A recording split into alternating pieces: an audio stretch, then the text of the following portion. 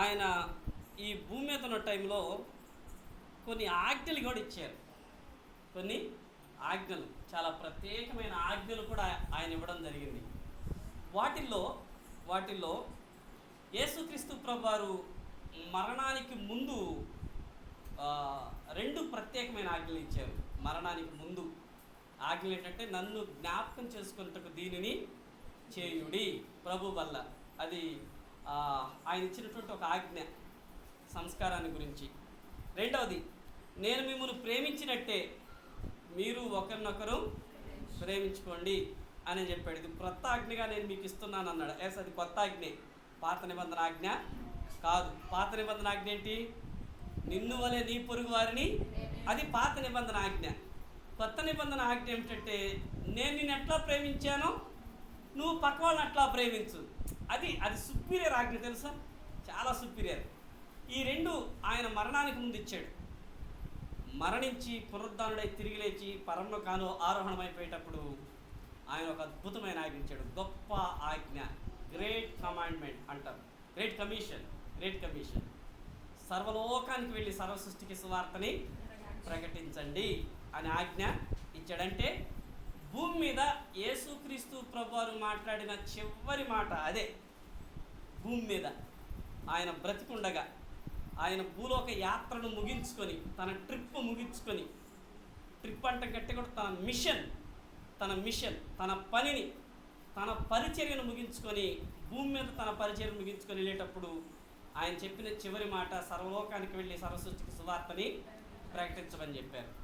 So ఆయన ఆ టైంలో చెప్పాడంటే ఈ ఆజ్ఞ చాలా అద్భుతమైంది అని మనం గుర్తించాలి. సో దానికి ముందుగా నేను మిమ్మల్ని ఒక ప్రశ్న అడుగుతున్నాను. ఆ ప్రశ్న ఏంటంటే, నేను రక్షించబడ్డాను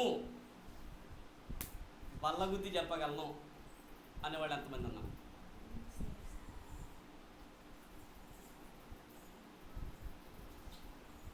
ప్రశ్న అర్థం కాలేదా?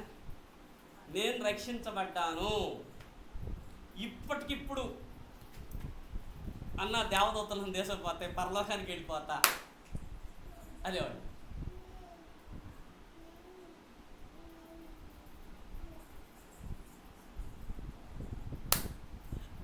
అమ్మా,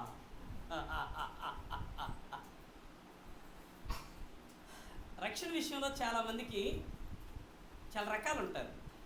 ఒకటి, వారు రక్షించబడలేదు, మేము రక్షించబడ్డాం అనేవాళ్ళు ఉంటారు. ఇది మొదటి రకం. రెండో రకం, వాళ్ళు రక్షించబడ్డారు కానీ నువ్వు రక్షించబడ్డమో లేదో రక్షించబడ్డానంటవా ఏమో దేవుడికే ఇరుక అనుకునేవాళ్ళు. నాకు తెలుసుద్ది మీరు ఏ కోణంలో, అంటే ఏ బ్యాచ్కి చెందిన వాళ్ళో తెలుసుద్ది. ఎందుకు ఎట్లా తెలుసు చెప్పండి? నేను చెప్పినప్పుడు మీరు చిక్కన్ అవుతారు. అది మీ పాయింట్ అనుకోండి, అది మీ పాయింట్ అనుకో, నేనే ఆ మనిషిని నేనే అది. సో మీరు ఒకవేళ నవ్వకపోయినా ఎవరో ఒకరు మీ వైపు చూస్తారు. అంటే దాని అర్థం ఏంటంటే, ఆ మనిషి నువ్వే. సో కనుక కొద్దిమంది రక్షించబడరు కానీ నేను రక్షించబడ్డాను అని అనుకుంటారు. కొద్దిమంది రక్షించబడి ఉంటారు, డౌట్, రక్షించబడ్డానో లేదో. కొద్దిమంది రక్షించబడి ఉంటారు కానీ అసలు ఆ విషయం వాళ్ళకి తెలియదు. నేను రక్షించబడ్డాను అన్న విషయం వాళ్ళకి ఎందుకు తెలియదంటే, అసలు రక్షించబడ్డం అంటే ఏంటో అసలు దాని సబ్జెక్ట్ తెలియదు, ఆ సంగతి తెలియదు కాబట్టి ఏమో తెలియదు. కొద్దిమంది రక్షించబడడం అంటే ఏంటో తెలుసుకొని, ఆ సబ్జెక్ట్ తెలుసుకొని నేను రక్షించబడ్డాను అని చెప్తారు. నువ్వు రక్షించబడ్డావా అనే ప్రశ్న నీకు పెళ్ళయిందా అనే ప్రశ్నతో సమానం. నా మాట అర్థమైందా మీకు? ఎవరైనా నన్ను నీకు పెళ్ళయిందా అంటే ఒక్క నిమిషం ఆలోచన చేసుకుని చెబుతాను అంటానా? అసలు ఆ ప్రశ్న ముగించక మునిపి ఆన్సర్ వచ్చేస్తుంది, 3 పిల్లలు కూడా అని. అంతేగాని అయిందో లేదో నాకు తెలియకుండా ఉంది, మర్చిపోయాను, ఎవరన్నా అడిగి చెబుతాను, అయిందంటవా ఈ ఉండవు ఇక. సో రక్షించబడ్డావా అనే ప్రశ్న అట్లాంటిదే. కాబట్టి మనం రక్షించబడ్డామో లేదో తెలియదు. ఇంకెందుకు స్ట్రైట్గా వెళ్దాం. ఒక వ్యక్తి రక్షించబడ్డాడు అని అతనికి ఎట్లా తెలుస్తుంది అంటే, తాను పాపినని గుర్తించాలి. ఇది ఫస్ట్. తన పాపానికి శిక్ష ఉంది, అది నేను మరణమే. అయితే నా మరణాన్ని నాకు బదులుగా యేసు ప్రభువారే అనుభవించారు. నాకు బదులుగా చనిపోయి తిరిగి లేచాడు ఆయన. ఇప్పుడు నేను ఆయన్ని నా ప్రభువుగా అంగీకరిస్తున్నాను. నా దేవునిగా అంగీకరించి నా పాపమంతా ఆయన దగ్గర ఒప్పుకున్నా. మారు మనసు పొందా. ఇక నీకు వేరుగా బతకను ప్రభువా అని మారు మనసు పొందాను అని ఎవరైతే యేసు ప్రభుని సొంత దేవునిగా ప్రభువుగా అంగీకరిస్తారో వారు రక్షించబడతారు. అర్థమైందా? వారు రక్షించబడతారు. నువ్వు రక్షించబడ్డావు అంటానికి గుర్తేంటి? రక్షణ నిశ్చయత అనే టాపిక్లో నేర్చుకుంటాను దాన్ని. Assurance of salvation. రక్షణ నిశ్చయత అంటే అర్థం ఏంటంటే, నీవు రక్షించబడిన తర్వాత ఒకటి నీ జీవితంలో మార్పు వస్తుంది. నీ జీవితంలో ఒకప్పుడు ఏదైతే నువ్వు చేసావో అది ఇప్పుడు చేయడానికి ఇబ్బంది పడతావు. ఎందుకంటే నేను రక్షించబడ్డాను కదా, ప్రభువు నమ్ముకున్నా, నేను ఇది చేయకూడదు కదా అనిపిస్తుంది. రెండవది ఏముంటుందంటే, దేవునితో సహవాసం చేయడానికి ఇష్టపడతావు. మూడవది, దేవుని సంఘంలో నాటబడి నువ్వు కంటిన్యూగా సంఘంలో కొనసాగుతూ ఉంటావు. అర్థమైందా? నాలుగవది చాలా ప్రాముఖ్యమైనది ఏంటంటే, నీ హృదయంలో ఓ రకమైన పీస్, అది నీకే అర్థమవుతుంది. దేవుడు నా పాపాలు తీసేశాడు అనే పీస్ నువ్వు అనుభవిస్తావు. నీ హృదయంలో అది ఉంటుందన్నమాట. అదే అంటే ఎట్లా ఉంటుందంటే, ఉదాహరణకి ఒక 20 కేజీలు బరువు పోలీస్ స్టేషన్ దగ్గర నుంచి ఇక్కడ దాకా మోసుకొచ్చి నువ్వు ఎట్లుంటుంది? చెమటలు గక్కిపోతాయి. నువ్వు వచ్చి రావడంతోనే ఆ బరువుని తీసి పక్కన పెట్టి కుర్చీ కింద కూర్చొని 2 ఫ్యాన్లు ఇట్లా వేసుకొని కొంచెం లైట్ కూలింగ్ ఉండే వాటర్ తాగితే నీకు ఎట్లాంటి ఫీలింగ్ ఉంటుంది చెప్పు? షబ్బా అంటావు ఒక్కసారి. ఆ ఫీలింగ్ దాన్ని వివరించి చెప్పమంటే చెప్పగలమా? ఎట్లా ఉందంటే, హాయిగా ఉందయ్యా అంటాం. సో పాపం పోయిన ఆ స్థితి కూడా అంత హ్యాపీగా ఉంటుంది. అది నువ్వు అనుభవిస్తేనే తెలుస్తుంది. దాన్ని ఎక్స్ప్రెస్ మనం పూర్తిగా వివరించలేము. సో ఈ గుర్తులు నీ జీవితంలో ఉంటే నువ్వు రక్షించబడినట్టే లెక్క. ఒకవేళ అన్నా నువ్వు చెప్పినవి 1-2 ఉన్నాయి కానీ రక్షించబడిన అనుభవం నాకు లేదంటే ఇమీడియట్లీగా 108 అది కూడా అనలేని దాన్ని 118 అనాలి. దాన్ని అది ఎమర్జెన్సీ అనమాట. మామూలు యుద్ధ ప్రతిపాదన చేస్తారు సెంట్రల్ గవర్నమెంట్ కొన్ని డ్యూటీలు. అంత స్పీడ్గా ఇదే నీకు అనుకూల సమయం అమ్మ. రక్షించబడడానికి ఇదే అనుకూల. మీకు మాట చెప్పాలి, రక్షించబడడం అనేది ఓ బేబీ అంటే డెలివరీతో సమానం. అర్థమవుతుందా? డెలివరీతో సమానం. రక్షణ జీవితం అనేది లైఫ్తో సమానం. జీవితకాలం 60, 70, 80 సంవత్సరాలు అవ్వచ్చు. కానీ పుట్టడానికి 2-3 నిమిషాలు చాలు. తెలుసుగా? కొద్దిమందికి డెలివరీ 3 రోజులు పట్టుద్ది పెయిన్తో. కొద్దిమంది కళ్ళు మూసి కళ్ళు తెరిచేలా డెలివరీ అని అంటారు. నేను చూసామట్లా కొద్దిమందిని. ఎందుకంటే మెడికల్ ఫీల్డ్లో ఉంటాం కాబట్టి కొద్దిమందిని లేదు. ఒక పాప అట్లా వాష్రూమ్కి వెళ్ళొచ్చింది అంతే. వెళ్ళేటప్పుడేమో ఎట్లా పోయింది, వచ్చేటప్పుడు బేబీ ఒక్క నిమిషంలోనే. ఇక నో సౌండ్స్ ఏమి లేవు. ఉన్న సౌండ్ అంతా పుట్టిన పాప కేకేసింది, అదే సౌండ్. సో కనుక తిరిగి పుట్టడానికి, రక్షించబడడానికి ఒక నిమిషం, ఒక క్షణం చాలు. కాబట్టి నా ఆహ్వానం ఏంటంటే, మీరు రక్షించబడకపోతే ఇది అనుకూల సమయం. ఒకవేళ రక్షణ గురించి తెలియదు అనుకోండి, తెలుసుకున్నారు కనుక రక్షణ నిశ్చయత కలిగి ఉండటం చాలా ప్రాముఖ్యం. నేను రక్షించబడ్డాను అనేటువంటిది. ఇంకా ఏమైనా డౌట్ ఉంటే దేవునికి స్తోత్రం. మనకి తెలిసిన అన్నయ్య వాళ్ళు ఉన్నారు, అక్క వాళ్ళు ఉన్నారు, కాస్త మీరు మాట్లాడితే ఇది అర్థం అవుతుంది. ఒకవేళ ఇది అర్థం చేసుకోకపోతే, బైబిల్ ఈ మాట రాయబడింది, పునాదులు పాడైపోతే నీతిమంతులేమి. కనుక క్రైస్తవ జీవితానికి రక్షణ అనేది బేస్. దీని గురించిన అవగాహన లేకపోతే చాలా ప్రమాదం. రైట్, మంచిది. మనం ఈరోజు ఇవాంజలిజం, సువార్తీకరణ లేదా సువార్త పరిచర్య, దీన్ని 2 బిట్లుగా మనం నేర్చుకోవాలనుకుంటున్నాం. 2 బిట్లు. పర్లేదుగా, టైం తీసుకోవచ్చుగా? ఎంతవరకు తీసుకోవచ్చు ఏమా? ఒక పాష గారు ఇట్లా అంటారు, ఎవరైనా గొర్రెని అడిగి బలిస్తారా? ఏం బలిమంటారా ఇయ్యొద్దా అని? గొర్రెని అడుగుతారంటే మీరేంటి మమ్మల్ని అడుగుతున్నారని అనేవాడు. చెప్పండి, ఎంత టైం తీసుకున్నాం? క్లోజింగ్ ఎన్ని గంటలకు చేద్దాం? వెనకరాత్రి మీ ఇష్టం అన్న సంపుకోండి, మీ ఇష్టం అంటారు. ఇక అంతటి నేను చూడగా అందరు లోపలే కాబట్టి ఇబ్బంది లేదు, ఇక నేను భక్షించవచ్చు. దానియేలు గ్రంథం అంతటి నేను చూడగా 2 నోట్లో ఎముకలు పట్టుకుని ఎలుగుబంటి కనపడినని. గుడ్. సో లోపలికి వెళ్ళిపోదాం. Be ready. సువార్త పరిచర్య. యేసుక్రీస్తు ప్రభువారు ఈ భూమి మీద ఉన్నప్పుడు ఈ మాటని చెప్పాడు. ఈ మాటని ఓకే, మీరేం చేస్తారంటే పూర్తిగా నేను వచనాలు స్లైడ్లోనే పెట్టేశాను ఆల్రెడీ. బైబిల్ మీరు తీయనవసరమేమీ లేదు, డైరెక్ట్గా అక్కడ చదివితే సరిపోతుంది. మీరు రాసుకునేటప్పుడు కూడా ఆయన సమీప గ్రామాలకు వెళ్ళేది పూర్తి రాయబాకండి, వచనం రాసుకోండి చాలు, టైం సేవ్ అవ్వడం కోసం. ఓకే, కాపీ పేస్ట్ అన్నమాట. మొత్తం అక్కడ కాపీ చేసాం, ఇక్కడ పేస్ట్ చేసాం. గుడ్. యేసుక్రీస్తు ప్రభువారు భూమి మీద ఉన్నప్పుడు ఇట్లా అన్నారు, నేను ఇతర గ్రామాల్లో సువార్త ప్రకటించినట్లుగా వెళదాం రండి. ఆ మాట చూడండి, అండర్లైన్ చేశాం. ఇందు నిమిత్తమే కదా నేను బయలుదేరి వచ్చాను అని అన్నాడు. అర్థమైందా?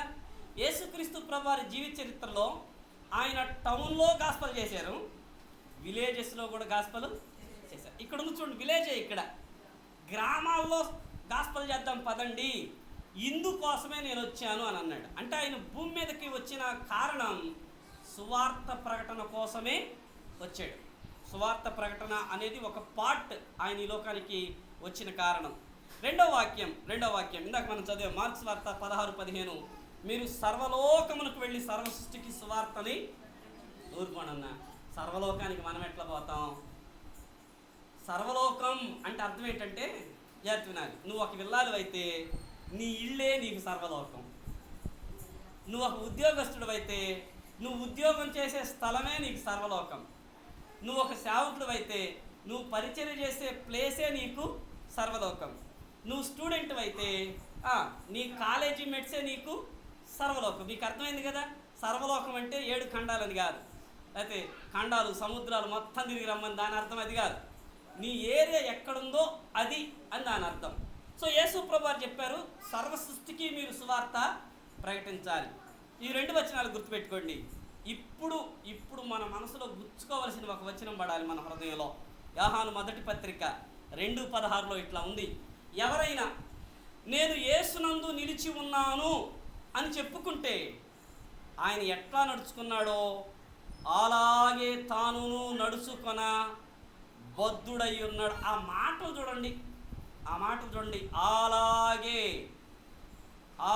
ఎలాగూ అచ్చం అట్లాగే ఉన్నారు. అట్లా ఆయన ఎట్లా నడుచుకున్నాడో, ఎవరైతే ఆయన యందు నిలిచి ఉన్నానని చెప్పుకుంటాడో, రక్షించబడ్డాను అని చెప్తాడో, దేవుని నమ్ముకున్నాడో, చర్చికి వెళ్తున్నాడో, ఆయనలాగే నడుచుకొన. ఆ తర్వాత మాట, బద్ధుడు అంటే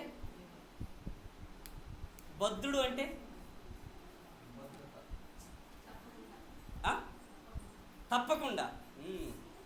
బద్ధుడు అంటే అర్థం ఏంటంటే ప్రత్యామ్నాయం లేదు అని.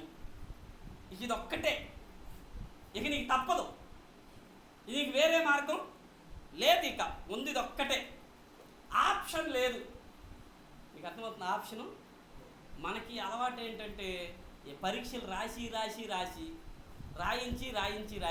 కింది 5 క్వశ్చన్లో ఏవైనా 3 క్వశ్చన్లకు ఆన్సర్ రాయండి. ఇది అలవాటు అయిపోయింది. అర్థమైందా? ఇది అలవాటు అయిపోయింది. కాబట్టి ఆప్షన్ మనకి అలవాటు అయింది. ఇంకా ఆప్షన్ ఏమి లేదా, ఇంక ఇదేనా? అవునా కదా? చూడండి, బేరాలకు కూడా అంతే. ఎక్కడికైనా వెళ్ళామనుకోండి, ఇదే ఫైనలా ఇంకేమన్నా, కానీ ఇదే ఫైనల్. ఇక బద్ధుడు అంటే అర్థం ఏమిటంటే, యేసు ప్రభు ఎందుకోసం వచ్చాడు? సువార్త ప్రకటన చేయడానికి. ఏమని చెప్పాడు? సువార్త ప్రకటించమని. ఖచ్చితంగా మనం కూడా సువార్త ప్రకటించాల్సిందే, మరొక మార్గం లేనే లేదు అని గుర్తుపెట్టుకోవాలి. తర్వాత సువార్త అంటే ఏంటి చెప్తారా ఎవరు? క్రీస్తును పరిచయం చేయటం. Very good. ఇంకా మనం విన్న వాటిని, కన్న వాటిని, మన ఎక్స్పీరియన్స్ ఇతరులకు చెప్పడం. గుడ్. ఇంకా సువార్త అంటే అంటే మంచి వార్త, మంచి వార్త. వావ్. ఇంకా అన్యాయం. ఎంత ప్రథమ స్వార్థికులు అయితే మాత్రం అన్ని సోదరీలేనా, సోదరులు మాట్లాడరా?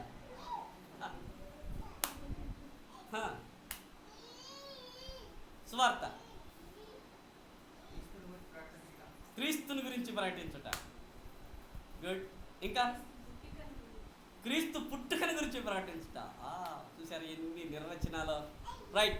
సువార్త అంటే ఇది యేసుక్రీస్తు ప్రభువారి జననం, జీవితం, మరణం, పునరుద్ధానం, ఆరోహణం, అవరోహణం, వాటిని గుర్చిన వార్తయే. ఒక్క మాట చెప్పాలంటే లైఫ్ ఆఫ్ క్రైస్ట్. యేసు ప్రభువారి జీవితం అంతా ఉంది ఆ ఒక్క సెంటెన్స్లో. ఆయన గురించి చెప్పడమే సువార్త. సో మనం రాసుకోవడం కోసం. రెండవది, యేసును గుర్చిన వార్తయే. మీరు చెప్పినవే, కాకపోతే నేను నా సెంటెన్స్లో పెట్టాను. యేసును గుర్చిన వార్తయే సువార్త. రాయాసం రాధాకృష్ణమూర్తి గారు పేరు విన్నారా? ఎవరు?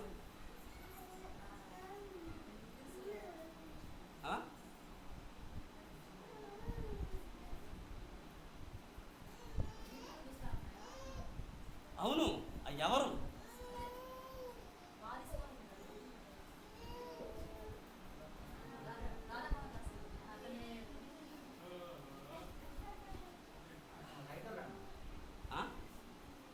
మనందరికి బాగా తెలిసిన పర్సనే, కాకపోతే ఆయన పేరు తెలియదు మనకి. వచ్చింది అది గొర్రె. ఆయన తాతయ్య గారు, మన తాతయ్య గారు అండి, ఆంధ్ర తాతయ్య గారు, ఆర్ఆర్కే మూర్తి గారు. ఆయన పూర్తి పేరు అది రాయాసం రాధాకృష్ణమూర్తి. ఓకే, అది చెప్పడం కోసం పూర్తి పేరు రాలేదండి దీంట్లో. సో ఆర్ఆర్కే గారు అంటారు యేసే సువార్త అని అన్నాడు. యేసే. మీకు ఇక్కడ ఒక మాట చెప్పాలి. యేసు ప్రభు చేసిన కార్యాలు సువార్త కాదు. ఆయన రోగిని స్వస్థపరిచాడు, అది సువార్త కాదు. యేసు ప్రభు వారు కొండ మీద ప్రసంగం చేశాడు, అది సువార్త కాదు. మీకు అర్థమైందా? చాలాసార్లు మనం సువార్త అంటే ఏం చెప్తామంటే, చెల్లి చర్చికి రా, చెల్లి చర్చికి రా, చెల్లి దేవుడు నమ్ముకో, నీ జ్ఞానం ఇస్తాడు ఆయన.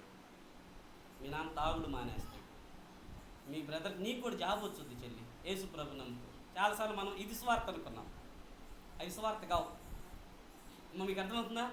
అవి స్వార్థలు కావు. కనుక యేసు ప్రభు చేసిన కార్యాలు స్వార్థ కాదు, యేసు ప్రభు బోధలు స్వార్థ కావు. మరి స్వార్థ అంటే ఏంటి? బైబిల్ డైరెక్ట్గా వచనం చెప్పాడు పౌలు. కొరింథీయులకు రాసిన మొదటి పత్రిక 15వ అధ్యాయం 3-4 వచనాల్లో, లేఖనముల ప్రకారం క్రీస్తు మన పాపముల కొరకు మృతి పొందెను, సమాధి చేయబడెను, లేఖనముల ప్రకారం తిరిగి లేచెను, 3వ దినాన్ని తిరిగి లేపబడెను, ఇదే సువార్త అన్నాడు. అమ్మ మీకు అర్థమైందా? సువార్త అంటే యేసు ప్రభువారి గురించిందే. ఆయన రోగం బాగు చేస్తాడు, పరీక్షలో మంచి మార్కులు వస్తాయి, నీకు ఉద్యోగం వచ్చుద్ది, అది కాదు సువార్త. నువ్వు చెప్పే యేసు ప్రభువారి మాటల్లో ఈ 3 ఖచ్చితంగా ఉండాలి. ఒకటి ఆయన మరణం, సమాధి, పునరుద్ధానం. ఈ 3 ఉండాలి. ఆ 3 ఉంటేనే అది సువార్త అవుతుంది. ఒకవేళ ఆ 3 లేకపోతే నువ్వు సువార్త చెప్పాల. అర్థమైందా? మీకు మాట చెప్పాలి. ఒక మనిషిని పశ్చాత్తాపంలోనికి, రక్షణలో నడిపించేది ఇవే. అందుకే ఈ 3 గురించి చెప్పారు బైబిల్లో. మీరు అపోస్తల కార్యాలు మొత్తం చూడండి, ఆయన మరణాన్ని చెప్పారు, ఆయన సమాధిని చెప్పారు, ఆయన పునరుద్ధానాన్ని చెప్పారు, ఆయన పుట్టుకను తక్కువ చెప్పారు, ఆయన జీవితంలో చేసిన అద్భుతాలు స్వస్థతలు తక్కువ చెప్పారు. కానీ ఇప్పుడు మనకి స్వార్థ కొడుకులో చెప్పండి, స్వార్థ కొడుక, అవునా? రక్షణ స్వార్థ మహోత్సవాలు, పండగలైనవి, ఇప్పుడు మహాసభలైనవి. వాటిలో చెప్పేదేంటి? ఆయన కుష్ఠరోగిని ప్రియులరా చెప్పండి, అల్లు చెప్పండి, స్వస్థపరచు, హల్లెలూయా, ఖతం ఇక. ప్రభు నిన్ను దీవించును గాక. మీటింగ్ బలి చెప్పిండమ్మా, రేపు కూడా వస్తానా? అవి కాదు, అవి సువార్తలు కావు. సువార్త అంటే ఇది. అర్థమవుతుందా? మనకి డమ్మీ ఫుడ్ తిని తిని తిని తిని అలవాటైపోయి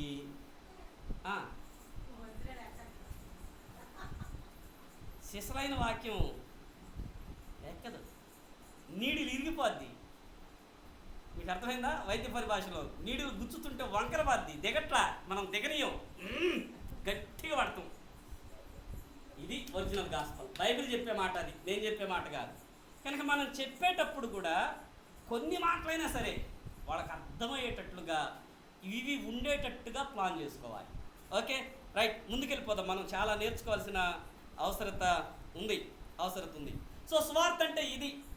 ఒకవేళ ఎవరైనా స్వార్థను స్వీకరిస్తే, నేను ఈ స్లైడ్ తీసేద్దాం అనుకున్నా, ఎందుకంటే రక్షించబడిన వాళ్ళకి ఈ స్లైడ్ అవసరం లేదు, తీసేద్దాం అనుకున్నాను. కానీ ఎందుకో సరేలే ఉండని ఇచ్చా. ఇప్పుడు తెలిసింది అవసరమని ఈ స్లైడ్ కూడా.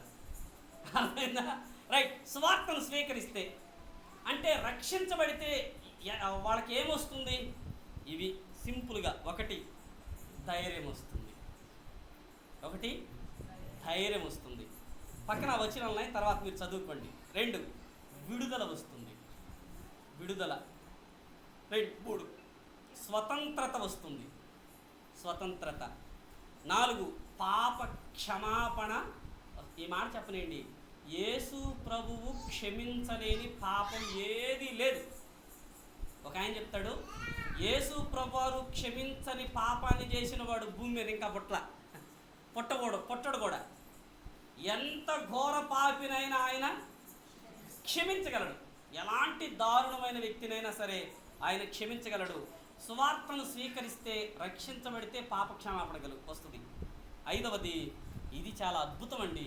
అద్భుతం ఏంటంటే, ఎవరు రక్షించబడతారో, స్వార్థను నమ్మి రక్షించబడతారో, పరిశుద్ధాత్ముడు ఫిల్ చేయండి, పరిశుద్ధాత్ముడు ఎక్కడికి వస్తాడు? అనుకున్నారు మీరు అదే చెబుతారు. యేసు ప్రభు ఎక్కడికి వస్తాడు? సరే, పరిశుద్ధాత్ముడు ఎక్కడికి వస్తారు? ఎక్కడికి వస్తారు? బైబిల్ మనకేం చెప్తుందంటే, మన దేహాన్ని తన ఆలయంగా చేసుకొని నివసిస్తాడు. ఆయన మన హృదయంలో దేహంలోనికే వస్తాడు.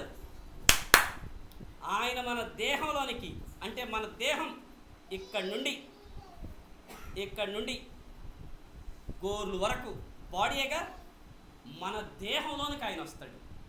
మన దేహమే ఆయన ఆలయం. సో ఇప్పుడు దేవుని యొక్క కేర్ ఆఫ్ అడ్రస్ ఎవరు చెప్పాలి?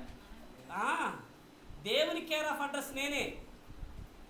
పోయి చర్చిలో ఉండడు ఆయన, చర్చి బిల్డింగ్లో ఉండడు ఆయన, రక్షించబడిన వారి జీవితాల్లో, దేహాల్లో ఆయన ఉంటాడు. సో పరిశుద్ధాత్ముడు మన దేహాన్ని ఆయన ఆలయంగా చేసుకొని బ్రతుకుతాడు. ఇక్కడ నేను చెప్పేటప్పుడు చాలామందికి ఏం చెప్తానంటే, నువ్వు ఎర్రగా ఉన్నా ఉంటాడు, నల్లగా ఉన్నా ఉంటాడు, నువ్వు ఎడ్యుకేటర్ అయినా ఉంటాడు, నీ విద్య ప్రాథమిక విద్య ఎలిమెంటరీ స్కూల్ ఉంటాడు, నువ్వు ఫస్ట్ క్లాస్ స్టూడెంట్ అయినా ఉంటాడు, లాస్ట్ బెంచ్ స్టూడెంట్ అయినా, ఉద్యోగస్తుడు అయినా, నిరుద్యోగి అయినా, మంచి ఆరోగ్యం ఉన్నా, అనారోగ్యాలతో సతమతమవుతున్నా, ఆస్తి ఉన్నా, ఆస్తి లేకపోయినా, గౌరవం ఉన్నా, గౌరవం పెద్దగా లేకపోయినా, ఆయన నీ దేహంలో ఉంటాడు. సో అది రక్షించబడితే ఉండే గొప్ప మేలు. ఆయన మన దేహాన్ని తన ఆలయంగా చేసుకుని ఉంటాడు. 5వది, దేవుని సహాయం మనకి ఎప్పుడు ఉంటుంది. 6వది, దేవుడు మనకి ఎప్పుడు సహాయం చేస్తాడు. దేవుని సహాయం, ఆయన మన ఎబినేజర్గా సహాయంగా ఉంటాడు. ఎందుకంటే మనం రక్షించబడ్డాం, దేవుని ఆత్మ మన జీవితాల్లో ఉన్నాడు, దేవుడే మనకు ప్రభు, కాబట్టి ఆయన మనకెప్పుడు సహాయం చేస్తూనే ఉంటాడు. 7వది, ఆయన మనకి రక్షణ ఇస్తాడు. రక్షణ అంటే పాపము నుండి రక్షిస్తాడు, పాపము నుండి, పాపపు శాపము నుండి రక్షిస్తాడు, భయాల నుండి రక్షిస్తాడు, సాతాను దూతల నుండి మనకి రక్షణ ఉంటుంది, నిత్య నరకము నుండి రక్షణ ఉంటుంది. అర్థమవుతుంది కదా? అందరు ఇటువైపు చూడాలి. సో ఇట్లా దేవుడే మనకి రక్షణ ఇస్తున్నాడు. సాల్వేషన్, అన్నిటి నుండి రక్షణ. కొత్త నిబంధనలో రక్షణ అంటే 3 అర్థాలు ఉన్నాయి దానికి. 1 ఆరోగ్యం అని అర్థం, 1 ఆరోగ్యం, 2 క్షేమం. రక్షణ అంటే ఆరోగ్యం, క్షేమం. 3వది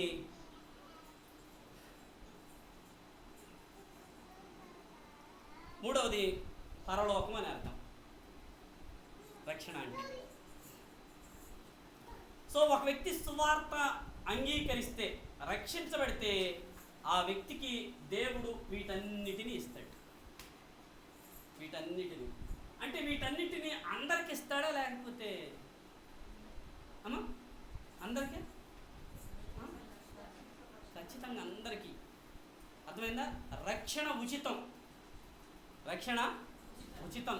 దేవుడు మనకి ఏది ఇచ్చినా ఫ్రీ ఆఫ్ కాస్ట్, కనీసం అనే పదం లేదు, మొత్తం ఉచితమే. కనుక స్వార్థను స్వీకరిస్తే ఈ దీవెనలు ఉన్నాయి, రైట్? కనుక రక్షించబడిన వారిగా మనం సువార్త పరిచర్య చేయవలసిన వారమై ఉన్నాం. సువార్త పరిచర్య. ఇంతకీ సువార్త పరిచర్య ఇప్పుడు దాకా సువార్త అంటే ఏంటో చూశారు, ఓకేనా? సువార్త అంటే యేసు ప్రభువారి మరణం, సమాధి, పునరుత్థానాన్ని గురించిన వార్త మనం ఇతరులకు చెప్పడమే సువార్త అంటే అది. మరి స్వార్థ పరిచర్య అంటే అర్థం ఏంటి? అది వేరు, ఇది వేరు. స్వార్థ పరిచర్య అంటే ఇది నిర్వచనం, చాలా అద్భుతమైన నిర్వచనం ఇది. క్రీస్తునందు విశ్వాసం ఉంచిన కొద్దిమందే,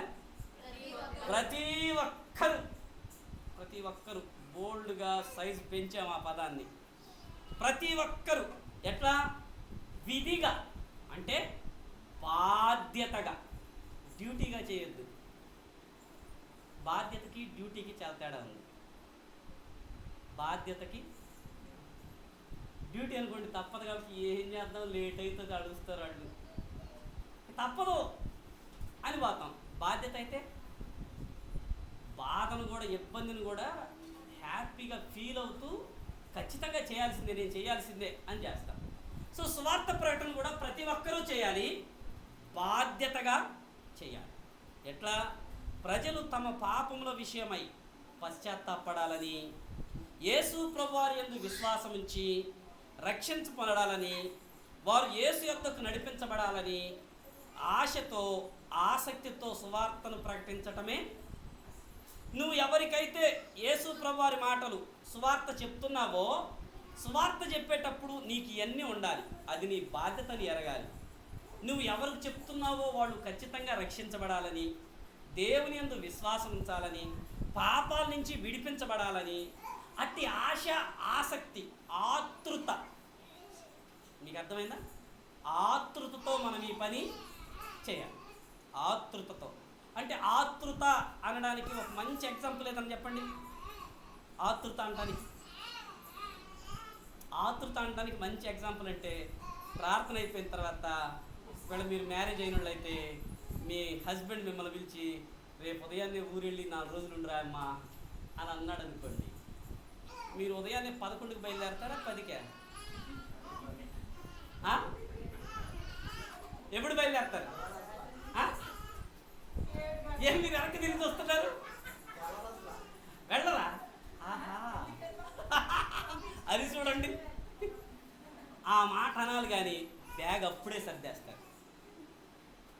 బ్యాగ్ అప్పుడే సర్ది తీసుకోవాల్సిన ఏమో మొత్తం అక్కడ పెట్టి, ఆ బ్యాగ్ను కూడా డోర్ దగ్గర చేసి ఆడబెడతారండి. మర్చిపోతాను నేను. వద్దునే మీరు లెగవక ముందే మొత్తం అయిపోయి ఉంటాయి. పిల్లలకి టిఫిన్ అయిపోయి ఉంటుంది, క్యారేజ్ పెట్టడం అయిపోయి ఉంటుంది, పిల్లలకి ఏమేమి తీసుకుపోవాలో బాధ్యతలు కూడా, ఇదిగో ఆ సిస్టర్ గారికి ఇది ఇక్కడ పెట్టానని చెప్పు అని చెప్పి మొత్తం చెప్పి పర్మిషన్ ఇవ్వాలి. కానీ ఎందుకంటే ఆతృత, గాస్పల్ చెప్పే విషయంలో కూడా అట్లాంటి ఆతృత ఉండాలి. అర్థమైందా? సో స్వార్థ పరిచర్య అంటే ఇది. స్వార్థ పరిచర్య అంటే సో ఫస్ట్ చాలు. స్వార్థ పరిచర్య అంటే ఇది. రక్షించబడిన ప్రతి ఒక్కరూ స్వార్థ అంటే ఏంటో తెలుసుకోవాలి.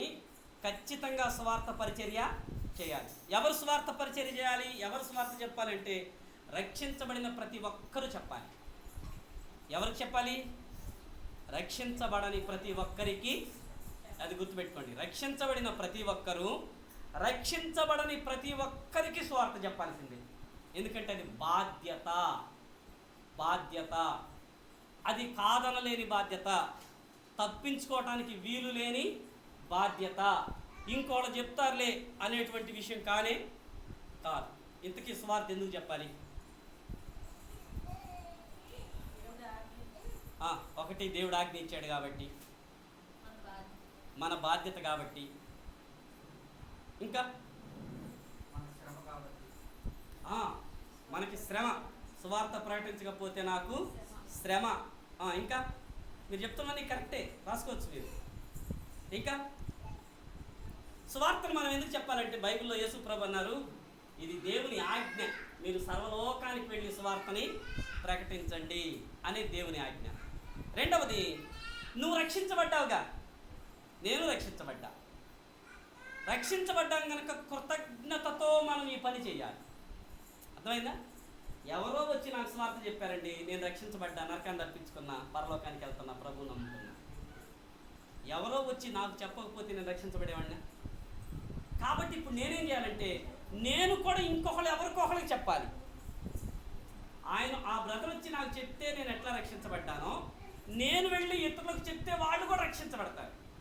కృతజ్ఞత అన్నమాట అది. కృతజ్ఞత. ఇదన్నీ చేస్తాం మనం. ఏదో ఒక ఆరోగ్యం బాగాలేదు, పలానా హాస్పిటల్కి వెళ్ళాం, డాక్టర్ గారు భలే ట్రీట్ చేశారు, నీకు తగ్గింది. ఎవరు చెప్పవా? 100 మందికి చెబుతారు. వాళ్ళు హత్యనాలు కాదు, ఏంటి తన్నెప్పంటగా పలానా డాక్టర్ను భలే చూస్తుంది, నేను కూడా పోయాను, తగ్గింది. భలే చూస్తుంది అనుకో, నాకు తెలియదు, నువ్వు పదా, నేను కూడా వస్తాను పదా అంటాం. అర్థం? ఎందుకంటే కృతజ్ఞత, నీకు తగ్గింది. తలనొప్పికి అంత కృతజ్ఞత చూపించి ఆమె చెప్పమందా? అమ్మ నలుగురికి నా గురించి చెప్పమ్మనందా? మా హాస్పిటల్ గురించి కొంచెం అనౌన్స్మెంట్ చేయనందా? కానీ మనం ఊరుకోం, చెప్పాల్సిందే, చెప్తాం. మరి ఆమె చెప్పకపోతేనే ఇంతమందికి చెప్తే, యేసు ప్రభు చెప్పమంటే మనం ఎంతమందికి చెప్పాలి? కృతజ్ఞతతో మనం ఈ పని చేయాలి. యేసు ప్రభు ఆ మాట అన్నాడు, మీరు నేను చేసినవన్నీ నాతో చెప్పిన ఈ మనిషిని చూడుడి, ఈయన క్రీస్తుగాడా. ఎవరన్నారన్నమాట? సమరయ స్త్రీ. సో లాస్ట్ మనం ఆ గురించి నేర్చుకుంటాం. సమరయ స్త్రీ చెప్పింది. మూడవది, మానవ ఆత్మ అత్యంత విలువైంది. మన ఆత్మ ఎంత విలువైంది చెప్పండి? మనిషి ఆత్మ ఎంత విలువైంది? అమూల్యం. ఒక్క మాట చెప్పాలంటే బైబిల్ ఈ మాట రాయబడింది, ఒకడు సర్వలోకాన్ని సంపాదించుకొని అంటే దాని అర్థం ఏంటో తెలుసా? సర్వలోకము ఈజ్ ఈక్వల్ టు తన ఆత్మ. ఏ లోకం? భోగాపురంలో సెంటు ఎంత ఉంది? హైవే పక్కన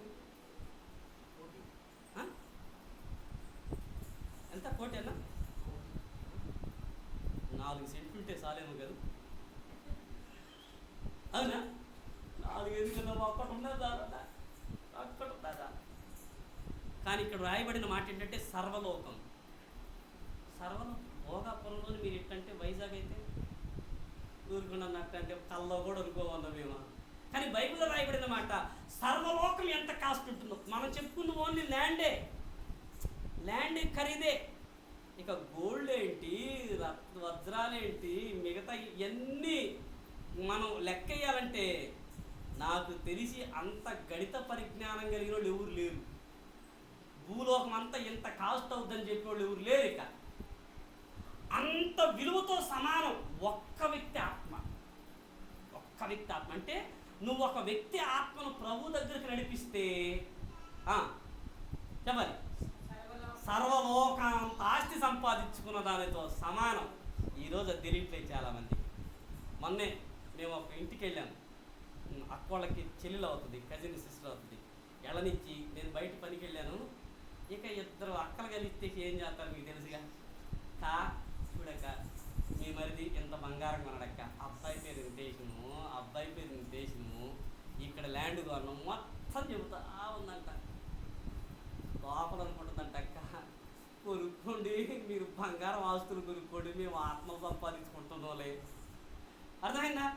ఆస్తులు సంపాదించాలనుకుంటాం, ఆత్మల విషయం ఏంటి? సో యేసు ప్రభు ఆ మాట అన్నారు, లోకమంతా సంపాదించుకుంటే ఉపయోగం ఏముంది ఆత్మను పోగొట్టుకుంటే?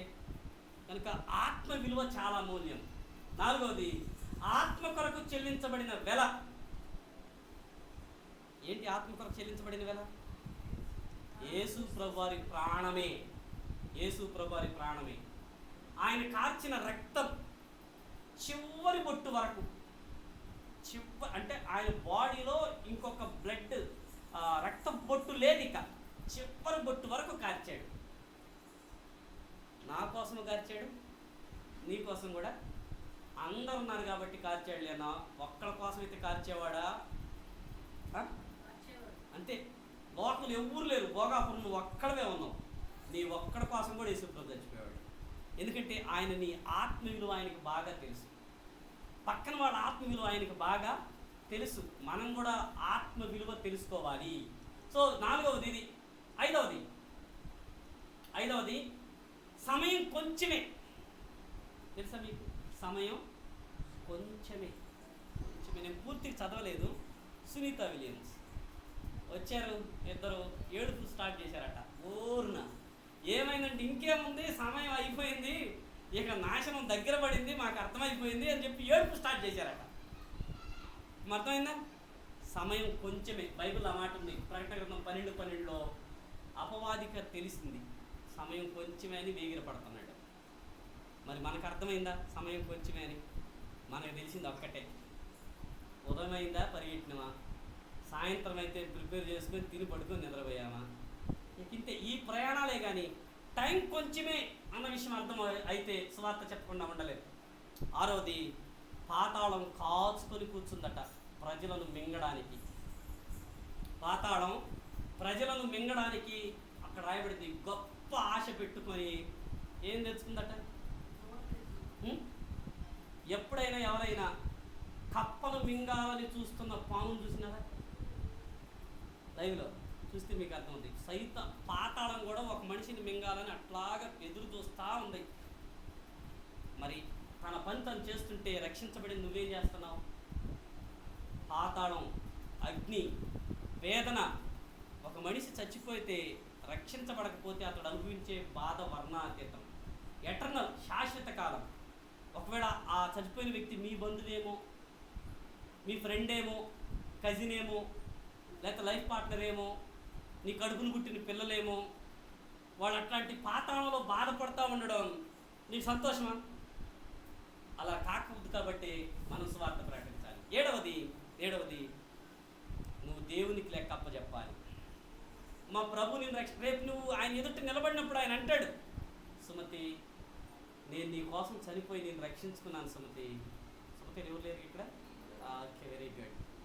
అంటే లేని పేరు ఎందుకు చెప్పారంటే, ఉన్న పేరు చెబితే అన్న వాళ్ళ పేరు చెప్పాడు, వాళ్ళ పక్కలకి ఏమన్నా మాకు లేదని మీరు అనుకుంటారని.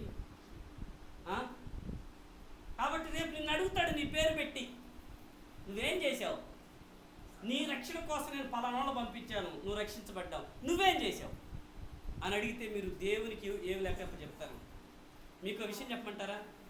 మనం రాజేష్ బ్రదర్కి ఏదైనా చెప్పచ్చు, కనకరాజన్నకి ఏదైనా చెప్పచ్చు, లేకపోతే సిస్టర్స్కి ఏదైనా చెప్పచ్చు, తప్పించుకోవచ్చు చెప్పి.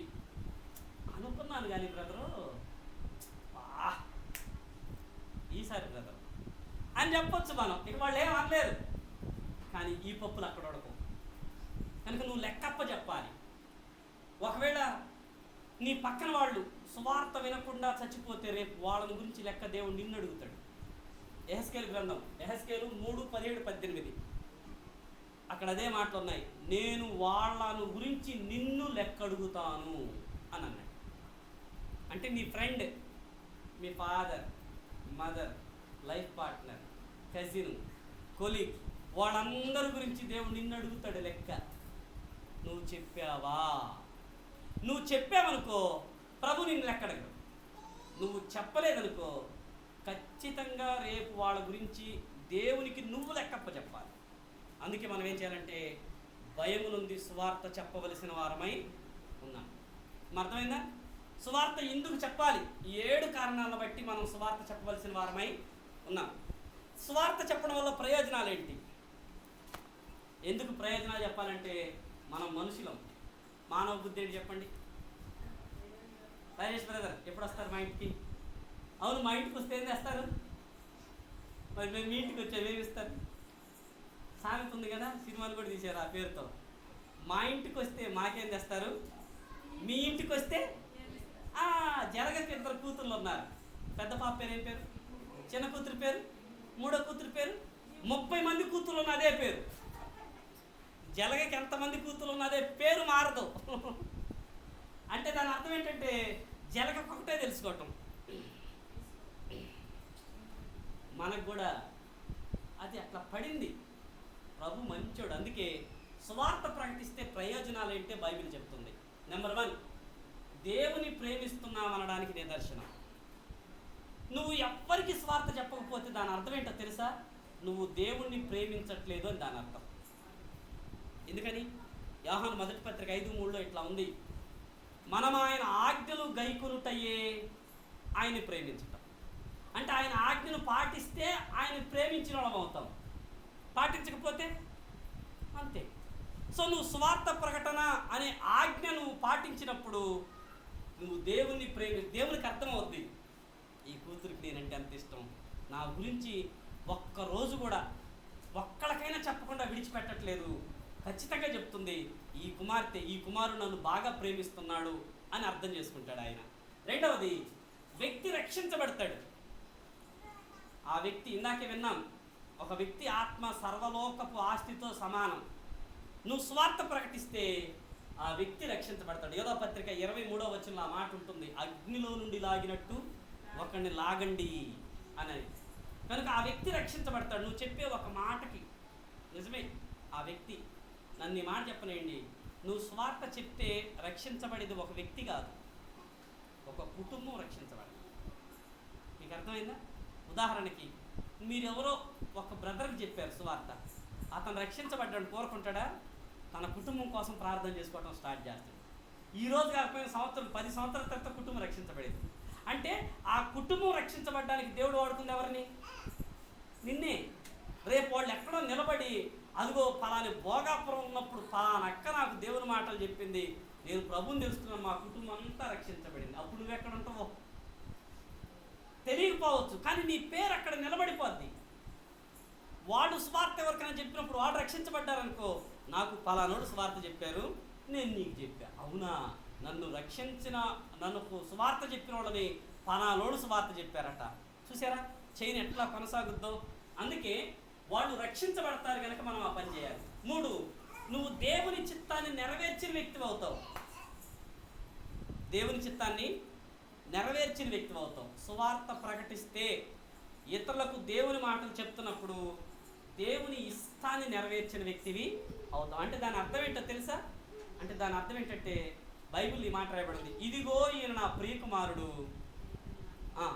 అది నువ్వు స్వార్థ చెప్తున్న ప్రతిసారి ప్రభు ఎంత హ్యాపీగా ఫీల్ అవుతాడో, భలే హ్యాపీగా ఫీల్ అవుతాడు. ఆయన్ని సంతోషపరిచిన వ్యక్తి అవుతావు, ఆయన ముఖంలో నవ్వు తెప్పించిన వ్యక్తి అవుతావు, ఆయన్ని హ్యాపీగా ఫీల్ అయ్యేటట్లు చేసిన వ్యక్తి అవుతావు. ఒక్కసారి ఊహించు, నువ్వు స్వార్థ చెప్పినప్పుడు ప్రభు భలే సంతోషపడుతున్నాడని ఊహించు, అది నీకెంత అద్భుతంగా ఉంటుందో.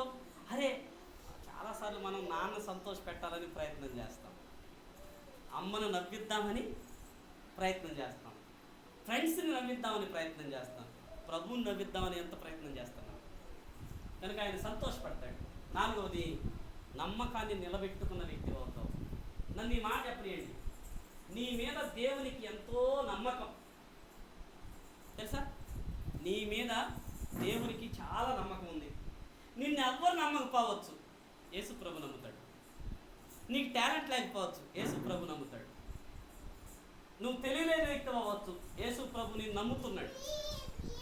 నువ్వు సువార్త ప్రకటన చేస్తే దేవుడు నీ మీద ఉంచిన నమ్మకాన్ని నువ్వు నిలబెట్టుకున్న వ్యక్తి అవుతావు. అందుకే దేవుని పిల్లల్ని దేవుడు ఎట్లా అభినందిస్తాడు? బడా, ఆ మాట చూడండి. ఆ మాట మీరు ఒకవేళ సేవకుల కోసం అనుకుంటున్నారు,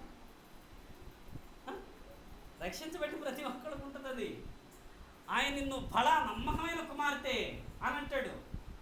ఎందుకంటే ఆయన నిన్ను నమ్ముతున్నాడు. పౌలు కూడా అంటాడు, నన్ను నమ్మిన దేవునికి కృతజ్ఞుడై ఉంటున్నాను, ఆయన నన్ను నమ్మకస్తులుగా ఎంచాడు అని తిమోతి మొదటి పత్రిక 1 అధ్యాయం 12-13 వచనాల్లో కావాలి. హానికరుడను దోషకుడును హింసకుడైన నన్ను నమ్మాడు అని అంటాడు ప్రభు. సో ప్రభు నిన్ను నమ్ముతున్నాడు. ఇంకా అర్థమైందా? నువ్వు పాపమైనా నమ్ముతున్నాడు, బ్రదర్ అయినా నమ్ముతున్నాడు, ఫ్యామిలీ అయినా నమ్ముతున్నాడు, ముసలి వ్యక్తి అయినా నమ్ముతున్నాడు. ఆ నమ్మకాన్ని నువ్వు నిలబెట్టుకున్న వ్యక్తి అవుతాయి. 5వది, నువ్వు బహుమానం పొందుతావు. సువార్త ప్రకటన చేసేవారికి బహుమానాలు ఉన్నాయి పరలోకమందు. ఇక్కడ ఈ మాట చెప్పనియండి, ఎవరి బహుమానం వాళ్ళకి. అమ్మా, ఎవరి బహుమానం వాళ్ళకి. ఇంకోళ్ళకి ఇయ్యరు. నీ బహుమానం నీదే. షేరింగ్ ఉండదు తెలుసా? ఆ బహుమానాల్లో షేరింగ్ ఉండదు. ఉదాహరణకి ఎవరైనా కనకరాత్రులకి ఏదన్నా గిఫ్ట్ ఇచ్చారనుకోండి, దాన్ని అక్క కూడా వాడుకోవచ్చు, ఛాన్స్. కానీ ఆ బహుమానానికి ఆ ఛాన్స్ లేదు, అది నీకే. కాబట్టి నువ్వు బహుమానం పొందుకుంటావు. ఆ 6వది, ఇతరులకు మాదిరి అవుతావు. ఇతరులకు మీకు విషయం తెలుసా? ఇప్పుడు ఈ చెల్లి ఇంకొకటి స్వార్ చెప్తుంది అనుకోండి, తనను చూసిన తనకేమనిపిస్తుంది అంటే నేను కూడా చెప్పాలి. అంటే ఇప్పుడు తనకి ప్రేరణ కలిగించింది ఎవరు? తినే. సో అందుకే మనం సువార్త పరిచయం చేస్తే ఉండే మేలు ఇదే. 7వది, సమాజం బాగుపడుద్ది. అమ్మా, స్టవర్ట్పురం దొంగల ఊరు తెలుసా? స్టవర్ట్పురం గజ్జ దొంగల ఊరు, భయంకరమైన ఊరు. వాళ్ళకి ప్రభుత్వ ఉద్యోగాలు ఇస్తామని కలెక్టర్లు ఇంటికి వచ్చి, అరే నాయన దొంగతనం మారేగా బాబు, అలానా ఆఫీసులో అటెండర్గా ఉద్యోగం ఊరకెళ్తాను, చదువుతూ ఏమొద్దురా నాయన, నువ్వు పాయింట్ వేసుకొనరా ఇస్తామంటే వాళ్ళు అన్నారు, సార్ మేము మా కోవృత్తి తప్ప ఇంకేం చేయవు సార్, దొంగతనమే చేస్తామన్నారు. ప్రభుత్వ ఉద్యోగాలు ఇస్తామంటే వద్దన్నారండి, దొంగతనాలకే పోయారు. పెళ్లి చూపులు జరిగితే సంభాషణ అంటే తెలుసా? మనకి ఏం జరుగుతుంది? అమ్మాయి ఏం చదువుకుంది, అబ్బాయి ఏం చదువుకున్నాడు, ఎంత గోల్డ్ ఉంది, ఎంత ల్యాండ్ ఉంది, ఎంతమంది అన్నదమ్ములు, ఒక్క కూతురేనా లేకపోతే ఒక్క కొడుక, ఎన్ని ఉంటాయి. వాళ్ళకి అట్టగారు. వాళ్ళు ఒకవేళ అమ్మాయిని చూడడానికి వెళ్ళారనుకోండి, అమ్మాయి వాళ్ళ నాన్న ఎంత దొంగ, వాళ్ళ అమ్మ ఎంత దొంగ, తోబుట్టూరు ఎంత దొంగలు, ఈ అమ్మాయి దొంగతనంలో ఎంత నిష్ణాతురాలు, ఇవన్నీ కనుక్కొని అప్పుడు సంబంధం ఫిక్స్ అవుతుంది. అది స్టవర్ట్పురం అంటే. అర్థమైందా? అది స్టవర్ట్పురం. కానీ జరిగిన విషయం ఏంటో తెలుసా? సువార్త అక్కడికి వెళ్ళింది, అది ఇప్పుడు సువార్తపురం అయింది. అర్థమైందా? అంటే సమాజం బాగుపడింది, దొంగలు మారిపోయారు. సువార్త ప్రకటన చేస్తే అంతే. దొంగలే కాదు, తాగుబోతులు, వ్యభిచారులు, భార్యాభర్తలు కొట్టుకునేవాళ్ళు. అమ్మా కదా, ఒకప్పుడు ఇంట్లో ఖచ్చితంగా టేప్ రికార్డర్లు ఉండేవి. ఓకే, వీళ్ళు స్టార్ట్ చేసే ముందు ఆన్ చేసి పెద్దగా సౌండ్ వస్తుందంటే అర్థమేంటి? బయట వాళ్ళకి అర్థమైపోద్ది లోపల ఏదో గొడవ జరుగుతుందిరా అని. అంటే ఇప్పుడు టేప్ రికార్డర్తో అవసరం లేదనుకోండి, మనం వాటిని పట్టించుకోవట్లేదు. ఎవరు ఏమనుకున్నా సరే జరగాల్సిందే, తేలిపోవాల్సిందే. సమాజం అట్లా ఉంది. కానీ సమాజం బాగుపడాలంటే సువార్తే బాగు చేస్తుంది. దేవుని మాటలే జీవితాలను బాగు చేస్తాయి. కనుక సువార్త అందుకే చెప్పాలి. 8వది, దేవుడు పరలోకం సంతోషిస్తారు. దేవుడు సంతోషపడతాడు, పరలోకం కూడా. ఇందాక ఈ బిట్టు విన్నాం మనం. 9వది, దేవునికి మహిమ కలుగుతుంది. దేవునికి అంతే కదా. ఒక దొంగ రక్షించబడితే, మాకు తెలిసిన ఒక అక్క ఉంది, వెల్లల చెరువే, శ్రీకాకుళం వచ్చి వెళ్తున్నాం. విజయనగరం రైల్వే స్టేషన్లో కూర్చున్నాం. నేను కొంచెం పక్కన కూర్చున్నాను, మాట్లాడుకుంటా ఉన్నాను. పాస్టర్ తాకు మాట్లాడుతున్నట్ట, అమ్మ ఇంకేం చేస్తా కూర్చున్నారు, దోమలు బేకరం కొడుతుంది, మాట్లాడుకుంటా ఉన్నారు. మాట్లాడుకుంటా పక్కన ఉన్నక్క తన లైఫ్ స్టోరీ చెప్పడం స్టార్ట్ చేసి, లైఫ్ స్టోరీ ఒక్క ముక్కలు చెప్పాలంటే, అమ్మా నేను ఎంత చండాలదాన్నో నీకు తెలియదమ్మా, నా కన్ను ఎవరి మీద పడిందంటే కంటే భస్మమే. అది అంత భయంకరమైన వ్యక్తిని నేను. కానీ దేవుడు నా జీవితాన్ని మార్చాడు, నా జీవితం మారిపోయింది. ప్రభు నన్ను మార్చేశాడు. ఇప్పుడు నాకు పాపం అంటే అసహ్యం అమ్మ. దేవుడు నన్ను నిలబెట్టాడమ్మా. దేవునికి ఎంత మహిమ అది. సువార్త వలన దేవునికి మహిమ ఉంది కాబట్టి నువ్వు స్వార్థ చెప్తే ప్రభు మహిమపరచబడతాడు. సో ఈ మచ్చుకివే ప్రయోజనాలు, ఇంకా చాలా ఉంటాయి కానీ మనకు అవసరమైనవి మాత్రమే రాశాం. సో ఇవన్నీ ప్రయోజనాలండి స్వార్థ చెప్పడం వల్ల. మరి చెప్పకపోతే స్వార్థ నువ్వు చెప్పలేదనుకోండి, ఆపోజిట్ రాసుకోవటమే, వాటన్నిటికీ ఆపోజిట్ రాయటమే. నువ్వు స్వార్థ చెప్పకపోతే నువ్వు దేవుని ప్రేమించట్లేదని అర్థం, మనుషులు చచ్చిపోతున్నారని అర్థం, దేవుని చిత్తం నువ్వు నెరవేర్చట్లేదు, దేవుడు నీ మీద పెట్టుకున్న నమ్మకాన్ని ఈర్షి పక్కన పడేస్తావు.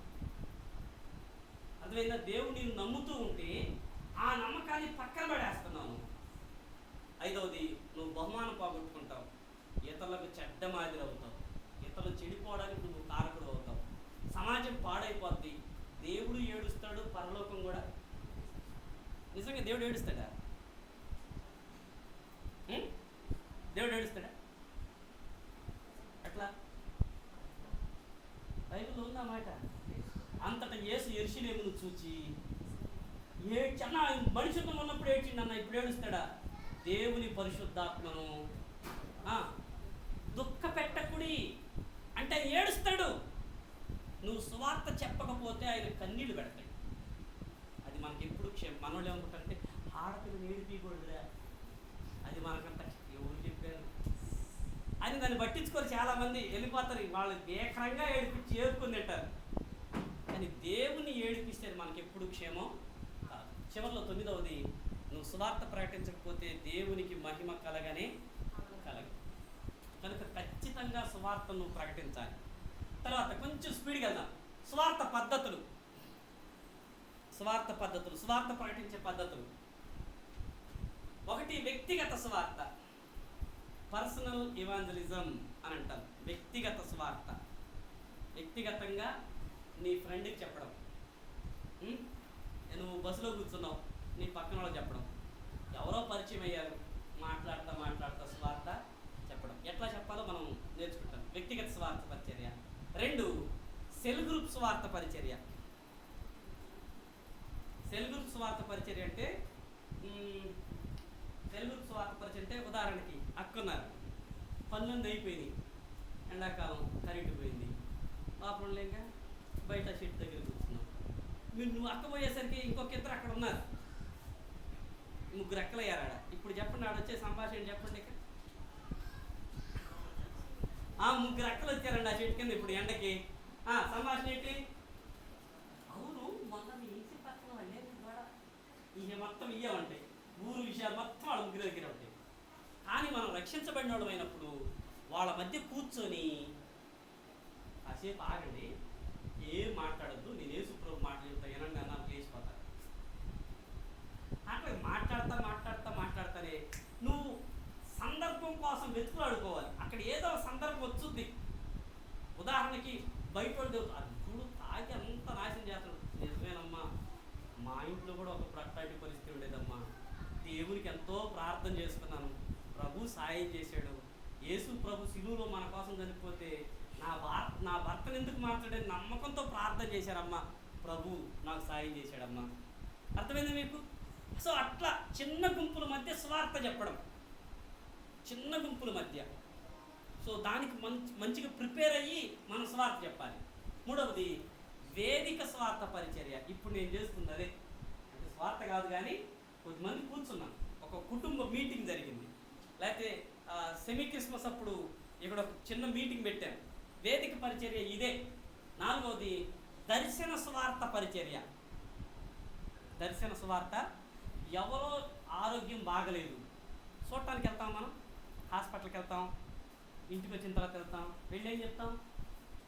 జాగ్రత్తయ్యో, మొన్న ఇట్టాగే వాళ్ళు కూడా ఏముంది అనుకున్నారు, 4 రోజులు పుట్టుకుని చచ్చిపోయి జాగ్రత్త అని చెప్పొస్తాడు. ఆ మాట చెప్పడంతో వాళ్ళకి ఇక భయం మామూలుగా ఉంటుంది. అర్థమైందా? అది కాదు మనం దర్శన పరిచయకి వెళ్ళినప్పుడు చెప్పాల్సింది. భయపడబాకు, నేను కోసం ప్రార్థన చేయమంటావా? చేస్తాను.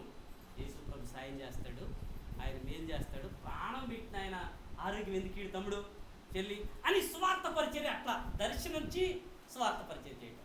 మనం దర్శించేటప్పుడు ఫ్రూట్స్ తీసుకుపోతాము, కొన్నిసార్లు అమౌంట్ కూడా చేతిలో పెట్టి వస్తాం, కానీ సువార్తనిచ్చినాము చూడండి ఎంత భయంకరమో. అందుకే మీరు వెళ్ళేటప్పుడు వాళ్ళు ఖాళీగా ఉండేటట్టు చూసుకొని వెళ్ళండి. అందరు ఉన్నప్పుడు అందరు చూస్తారని కాదు, ఖాళీ టైం చూసుకొని వెళ్ళి కూర్చొని ఒక 10 నిమిషాలు కూర్చోవచ్చు, 4 మాటలు మాట్లాడవచ్చు, వాళ్ళకి దేవుని మాటలు చెప్పొచ్చు.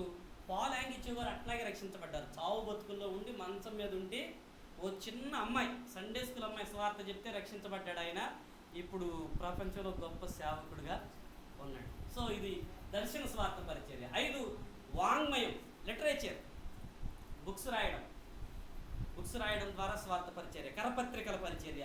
5వది ఓపెన్ మీటింగ్స్. 6వది ఓపెన్ మీటింగ్స్. 7వది దృశ్య శ్రవణ. అంటే మీరు అదే చూస్తున్నారు కదా స్క్రీన్ మీద వీడియోస్, ఒక చిన్న మూవీ, స్క్రీన్ పరిచర్య. సో అది దృశ్య శ్రవణ స్వార్థ పరిచర్య. 8వది బైబిల్ కాలేజెస్ అనొచ్చు, క్రైస్తవ విద్యాభ్యాస సువార్త పరిచర్య. ఒక చెల్లి ట్యూషన్ పెట్టింది. ట్యూషన్ అంటే వాళ్ళు ట్యూషన్లో చదువుకుంటానికి వచ్చిన వాళ్ళకి చదువు కాకుండా బైబిల్ చెప్పడం కాదు. అర్థమైందా? ఏదో ప్రత్యేకత పిల్లలకు అర్థమవుతుంది. పిల్లల్ని తీసుకునే విధానం, వాళ్ళని ట్రీట్ చేసే విధానం వాళ్ళకి అర్థమవుద్ది. అక్క ఇంత ఎట్లా ఉందంటే యేసు ప్రభు నమ్ముకుంది అన్న విషయం. ఓకే, తర్వాత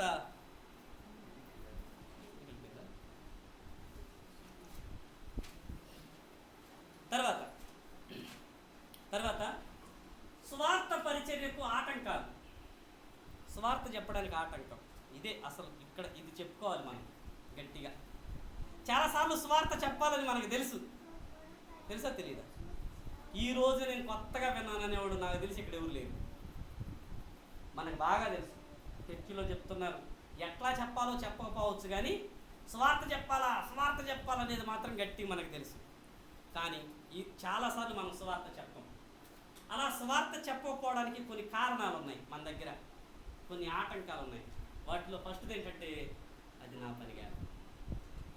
పాటలు చూసుకుంటారు సేవకులండి స్వార్థ చెప్పేది. మేము చర్చికి వెళ్ళి కూర్చోనొస్తాం. మాకేమైనా వాక్యం వచ్చా? బైబిల్ ట్రైనింగ్ తెలుసుమా? అర్థమైందా? వాక్యం అనొచ్చా? మీరందరూ రేపు రాజా వస్తే రండి వెళ్దాం, నారాయణమని చూపిస్తాను నేను. తిక్కలం, అసలు చదువేవి రాదు, కానీ పరిచయం ఎట్లా చేస్తుంది తెలుసా? ఎవరికన్నా బాగలేదంటే పోయి ఉంటుంది ఆడ. ఏం చెప్పుద్దో కానీ ఎలా చెప్పుద్ది వాళ్ళకి అర్థం. దేవుడు వాడుకుంటాడు. అసలు అద్భుతం. మీకు మాట చెప్పమంటారా? కొత్త వలస సంఘంలో మేము సువార్త చెప్పగా చర్చిలోకి వచ్చిన వాళ్ళకంటే ఆ అక్క చెప్తే చర్చిలోకి వచ్చిన వాళ్ళు ఎక్కువ మంది. అర్థమైందా? మళ్ళీ ఆమెకు చదువు రాదు సరిగా, అయ్యోరు నేనేటో అయ్యోరో అంటది అంతే. కానీ దేవుడు అద్భుతంగా వాడుతున్నాడు. ఒక విశ్వాసిగా ఉన్నామో అంత అద్భుతంగా పనిచేసి.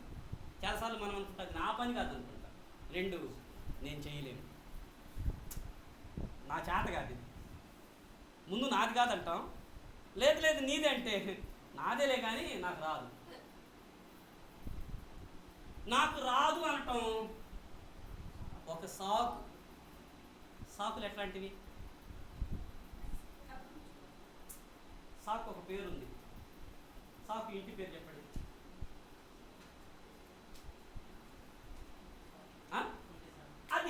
అది పేరు.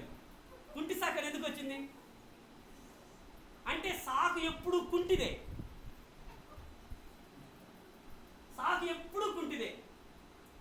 దాని మీద ఇప్పుడు ఎవరు నాకు కుట్టాడండి, నువ్వు వచ్చి నా మీద ఎక్కిను ఏమవుతాను? నేను పడతా, నువ్వు పడతావు. నువ్వు కూడా కుంటాడు. ఆలోచన ఇరుగుద్ది. కుంటోడు కూడా ఇరుగుద్ది. అది అంటే మనం చాలాసార్లు అదే చేస్తున్నాం. సాకు చెప్తున్నామంటే మనకి ఇరిగే పరిస్థితి ఉందని అర్థం. అందుకని సాకు జోలు పోకూడదు. అవి కుంటోళ్ళతో మనకెందుకండి? కుంటి సాకు మనకు అవసరమా? సో కనుక నేను చేయలేను అనొద్దు. మూడవది, నాకు టాలెంట్ లేదు. చెప్పాలని ఉంది కానీ చెప్పటట్టు రాదు, ట్రైనింగ్ లేదు, నాకంత టాలెంట్ లేదు. మీరు చూడండి, నవ్వుతూ మాట్లాడుతున్నారు, నవ్విస్తారు, మీరు చెబుతుంటే బ్రదర్లు అంటుంటారు, మరి ఎనబుద్ధి అవుతుంట, అసలు నిద్రే రాదంట. ఓయమ్మ, తెలుసా మీకు తెలుసా, నేను అంతకుముందు అసలు మాట్లాడేవాడిగా ముభావిని మౌనంగా ఉంటా. నిలబడినప్పుడు ఇటు మాట్లాడతాను కానీ విడిగా ఉన్నప్పుడు నా పక్కన వాళ్ళు అల్లాడిపోయారే. నేను మాట్లాడేది ఒక్క మాట, ఏంటి సంగతులు, నా ఊత పదం అది. ఒక రోజు మొత్తం మీద నా పక్కనుంటే ఎన్నిసార్లు అంటారో ఏంటి సంగతులు అని. అది తెలుసుకొని వాళ్ళు ఎదుటోళ్ళు అడగటం ప్రారంభించారు. నాకు ఏంటి సంగతులు అన్నా అని నేను మాట్లాడాలి. సో గుర్తుపెట్టుకున్నాను, నాకు టాలెంట్ లేదనుకోవడం. అట్లా అనుకోవద్దు, దేవుడే టాలెంట్ ఇస్తాడు. నాలుగోది, నాకు టైం లేదు. నాకు టాలెంట్ ఉంది, చెప్పాలని తెలుసు, కానీ నాకు టైం లేదు. ఎక్కడుంది? పొద్దున్న లేచి పిల్లల్ని రెడీ చేసేసి స్కూల్కి వెళ్ళి మళ్ళీ వచ్చి మళ్ళీ ఇవి చూసుకొని అవి చూసుకొని అమ్మ పని చూసుకొని నాన్న పని చూసుకొని ఖాళీ దొరికిందంటే మళ్ళీ వాళ్ళు స్పెషల్ క్లాస్ అంటారు, ఇంకో పని అంటారు, ఫంక్షన్ అంటారు. టైమే లేదు అనొద్దు. నాకు టైమే లేదు అనొద్దు. అర్థమైందా? నాకు టైమే లేదు అనొద్దు. ఉండదు. మీకు మనం గమనించాల్సింది ఏంటంటే, ఒకరోజు 4 పనులు ఉంటే 4 చేస్తాం మనం. నెక్స్ట్ డే 8 ఉంటే 8 చేస్తాం.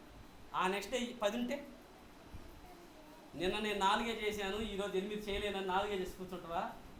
కూర్చోవు. నువ్వేం చేస్తావో నువ్వు చేయని, పక్కన వాళ్ళు చేత చేయని, ఇంకోళ్ళకి ఎట్లయినా సరే పనులు కంప్లీట్ చేస్తావు. అట్లాగే నువ్వు దేవుని పని కూడా ఖచ్చితంగా చేయగలవు, స్వార్థ పని చేయగలవు. నాకు టైం లేదు అంటాం సాకు, అది ఆటంకం. 5వది, ఆసక్తి లేకపోవడం, ఇంట్రెస్ట్ చూపించదు. ఇది కూడా ఆటంకమే. అస్సలు లోపల అనిపిస్తుంది చెప్పాలని, కానీ ఇంట్రెస్ట్గా మనం ఆ పని చేయలేము. 6వది, భయం. చెప్పాలంటే భయం చెప్పాలని ఉంది, ఇక్కడ రాకొస్తుంది, ఇక్కడ ఆగేస్తాం మనం. తెలుసు, అప్పుడప్పుడు తుమ్ము నాకినట్టు. తుమ్మునట్టు అప్పుడు తెలుసు. కొన్ని ఏరియాలో వస్తాయి, మరి నువ్వు నిలబడ్డావు, పాపం వాళ్ళు అన్నీ పట్టుకుంటారు, ఎక్కడికో బయలుదేరారు, ఇప్పుడు తుమ్మితో వెళ్ళిపోతారు, ఓరకి వెళ్ళిపోరు, తిట్టుకుంటా పోతారు. ఈ గొడవ అంతా ఎందుకని తుమ్ము వస్తున్నప్పుడు ముక్కు మూసుకుంటే తుమ్ము అయిపోతుంది. సో అట్లాగే కొన్నిసార్లు భయం కూడా ఆటంకమే. తర్వాత చెప్పాలనుకుంటారు కానీ సమస్య ఏదన్నా వస్తుందేమో, చెబితే సమస్య ఏదన్నా వస్తుందేమో, మనకెందుకు వచ్చిందిలే కానీ. సో ఇవన్నీ ఆటంకాలే. తర్వాత అసహనం. ఏం బ్రదర్, చాలామందికి చెప్పిన, ఒక్కళ్ళు కూడా ప్రభుని నమ్ముకోరా. నేను చెబితే నమ్ముకోరు. వాళ్ళు నమ్మారా నమ్మలేదా నీకు అనవసరం. అర్థమైందా? వాళ్ళు నమ్ముకున్నారా నమ్మలేదా అనవసరం, నువ్వు చెప్పావా లేదన్నదే అవసరం. సో ప్రభు మనకి చెప్పమని చెప్పాడు కానీ వాళ్ళని రక్షించబడేటట్టు చేయమని చెప్పలేదు. తెలుసా బైబిల్లో? సర్వలోకానికి వెళ్ళి స్వార్థ చెప్పండి అన్నాడు, కానీ వాళ్ళు రక్షించబడకపోతే జాగ్రత్త అని ఆజ్ఞ లేదు మనకి. చెప్పడం మన వంతు, రక్షించుకోవటం మన పని మనం చేద్దాం, ఆయన పని ఆయన చేసుకుంటాడు. తర్వాత వాయిదా వేయటం. రేపు చేద్దాంలే, ఈరోజు ఆగు, రేపు పొద్దున్నే ప్రార్థన చేసుకుని స్టార్ట్ చేస్తాం, రేపు అనొద్దు, వాయిదాలు వేయద్దు. తర్వాత సరికాని పద్ధతులు వాడటం. అర్థమైందా? సరికాని పద్ధతులు. మీరు ఎందుకు దిమ్ముగా ఉన్నారు, క్లాసు కదా అట్లా అనిపిస్తుందేమో. ఒక ఆయన ఇట్లాగే క్లాస్ అయిపోయింది, చెప్పాలి సువార్త అనుకున్నాడు ఎట్టయినా. పాపం ఆయన బార్బర్, క్షురకుడు, కట్టింగ్ మ్యాన్, బార్బర్. వెళ్ళాడు, అనుకున్నాడు రేపు చూడు సువార్త చెప్పకుండా ఇంటికి రాను అనుకున్నాడు. పొద్దున ఓపెన్ చేసటమనే సువార్త చెప్పాలని ఓపెన్ చేశాడు. ఇక వస్తుంటారు కదా గడ్డాలు, ఇళ్ళు వస్తుంటారు, చక్కగా అనుకుంటున్నాడు చెప్పాలా. భయం, చెబితే రేపు కొట్టుకురాడేమో. క్లాప్ కోసం వస్తే నువ్వు సుమారు యేసు ప్రభు గురించి చెబుతావా, రాకపోతే మరి నా బేరం పోద్దిగా, ఇటు కాదులే కానీ ఇంకోటి వచ్చి చెబుతా. ఈడుగా ఇంకో పాపం పొద్దున 8కి స్టార్ట్ చేసినోడు సాయంత్రం 8 అయింది. ఈ ఆటంకాలు ఏదో ఒకటి, అయ్యో ఇప్పుడు కాదులే, ఇది అన్నం టైం, అన్నం తిని చెబుతాలే, ఇప్పుడు కాదు నిద్ర వస్తుంది, వాడు ఆవులు ఎత్తుంటాడు, నాకు కూడా 3 లేదులే అనుకుంటా చివరికి 8 అవుతుంది. కానీ పొద్దునట్టు వచ్చాడు, ఏదేమైనా స్వార్థ చెప్పాలని వచ్చాడు కదా. వాడు మొత్తానికి ఏమవుతుంది, ఇంటికి పోయే టైం అవుతుంది, లాస్ట్కి ఒకడు రానే వచ్చాడు. వాడు వచ్చి చెప్పు అయ్యిందంటే క్రాఫ్ గడ్డని అన్నాడు. ఇంకా స్టార్ట్ చేసి క్రాఫ్ దగ్గర నుంచి చెప్పాలనుకుంటున్న టైం అట్టాగిపోతుంది. క్రాఫ్ అయిపోయింది. తీసుకున్నాడు, మొత్తం షేవింగ్ క్రీమ్ మొత్తం పూసాడు, చెప్పాలనుకుంటున్నాడు. వీడికేమో లాస్ట్ వీడు చేసి పూసేయాల, ఇది తప్పదు ఈ కాడికి. ఇంకేం చేస్తాం, తీసాడు, బ్లేడ్ తీసాడు, దాంట్లో పెట్టాడు. ఇట్టని సారు ఏం పేరు సార్ నీవు అని అన్నాడు. మాటలో చెప్పాలనుకుంటున్నాడు, చేసుకుంటా ఈ పాట అంతా అయిపోయింది. కరెక్ట్గా ఇక్కడికి వచ్చేసరికి సారు మీకు యేసు ప్రభు గురించి తెలుసా అన్నాడట.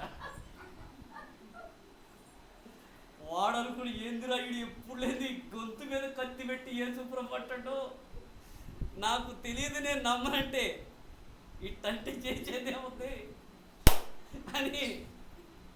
మీకు అర్థమైందా? చెప్పాలనుకున్నాడు, మంచిదే, కానీ తీసుకున్న సమయం, అనుసరించే పద్ధతి మీకు అర్థమైందా? మాకు ఒక ఉన్నారు, నమ్ముకో యేసు ప్రభు. దేవుళ్ళందరూ ఎవరు దేవుడు కాదు, ఎవరు చెప్పారు నమ్మకపోతే నువ్వు నరకానికి వెళ్తావు. నేను అనుకుంటా బలిపోయారు రా నాయన, చచ్చిపోయారు, ఈరోజు చచ్చిపోయారు, ఆ వదిలిపెట్టదు. ఇక టైం అయిపోతున్నా వదిలిపెట్టదు, భోజనం చేయాల్సి వచ్చినా వదిలిపెట్టదు. ఇక అంతే, దొరికింది అవకాశం అని చెప్పి సరికాని పద్ధతులు వాడదు. ఓకేనా? అవి ఎట్లా తెలుస్తాయి? మనం జస్ట్ అర్థం చేసుకుంటే అర్థమవుతూ ఉంటాయి. తర్వాత అననుకూల పరిస్థితులు. అమ్మా, ఏ పరిస్థితులు? అననుకూల పరిస్థితులు.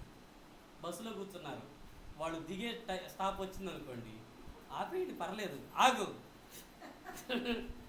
ఎంత దూరం అటుపోయి మళ్ళీ వద్దులే, ఈ మాటలు దేవుని మాటలు అని అన్నారు అనుకో, ఇకంతే. పరిస్థితులను, అర్థమైందా? పరిస్థితులను, ప్రయాణమై వెళ్తున్నారు అనుకోండి, లేకపోతే ఎమర్జెన్సీగా హడావుల్లో ఉన్నారు, అప్పుడు కూర్చోవడం కరెక్ట్. సో ఇట్లా అననుకూల పరిస్థితులు కూడా మనకు ఆటంకాలే, వాటిని మనం జ్ఞాపకం పెట్టుకోవాలి. అయితే వీటన్నిటిని అధిగమించడానికి కొన్ని మార్గాలు ఉంటాయి. వాటన్నిటిని అధిగమించడానికి కొన్ని మార్గాలు. సువార్త చెప్పడానికి మనకుండేటువంటి ఆటంకాలు ఏవైతే ఉన్నాయో వాటిని మనం అధిగమించాలి. వాటిని మనం, ఇంకో మాట తెలుసా, జీవితంలో అన్నీ అధిగమిస్తాం మనం.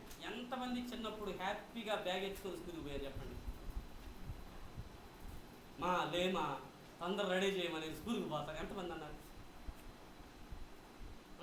పొద్దునే చెప్పారు మా బాబు, వాడు పాడు పోయేవాడుగా, అట్లని ఇబ్బంది పెట్టలేదులే. ఈరోజు స్కూల్కి పోను అనుకుంటే, కిస్సీ స్కూల్ అంటే చాలు, జ్వరం వచ్చింది డాడీ అనేవాడు. ఎక్కడ జ్వరం అంటే, ఎక్కడ కాదయ్యా, ఈ చేతికి వచ్చింది జ్వరం. వాడికి చేతికే వచ్చింది జ్వరం, ఈ పాటుకే. చూసారా? అంటే వాడికి అబద్ధం కూడా ఎట్లా చెప్పాలో తెలియదు. కాసేపు తలనొప్పి అంటాడు, కొన్ని రోజులు కడుపు నొప్పి అంటాడు. సో అట్లా. సో అవి అధిగమించడం ఎట్లా? నెంబర్ 1, ప్రార్థన చేయి. నువ్వు రక్షించబడిన వ్యక్తులు కాబట్టి ప్రార్థన చేయి. ప్రభువా, మరి నువ్వు నన్ను రక్షించావు, నేను కూడా కొద్దిమందికి స్వార్థ చెప్పాలా, నువ్వే నాకు సహాయం చెయ్యి అని ప్రభుని ప్రార్థన చేయి. రెండవది, సిద్ధపడు. ఎట్లా చెప్పాలి? ఇప్పుడు నువ్వు స్టూడెంట్ అనుకోండి, నీతో పాటు స్టూడెంట్కి ఎట్లా చెప్పాలి, నీ కొలిక్కి ఎట్లా చెప్పాలి, లేకపోతే నీ నైబర్కి ఎట్లాగా చెప్పాలి. అర్థమైందా? ప్రయాణంలో పరిచయస్తులకి ఎట్లా చెప్పాలి, కజిన్స్కి ఎట్లా చెప్పాలి. ప్రిపేర్ అవ్వు, లోపల ప్రిపేర్ అవ్వు.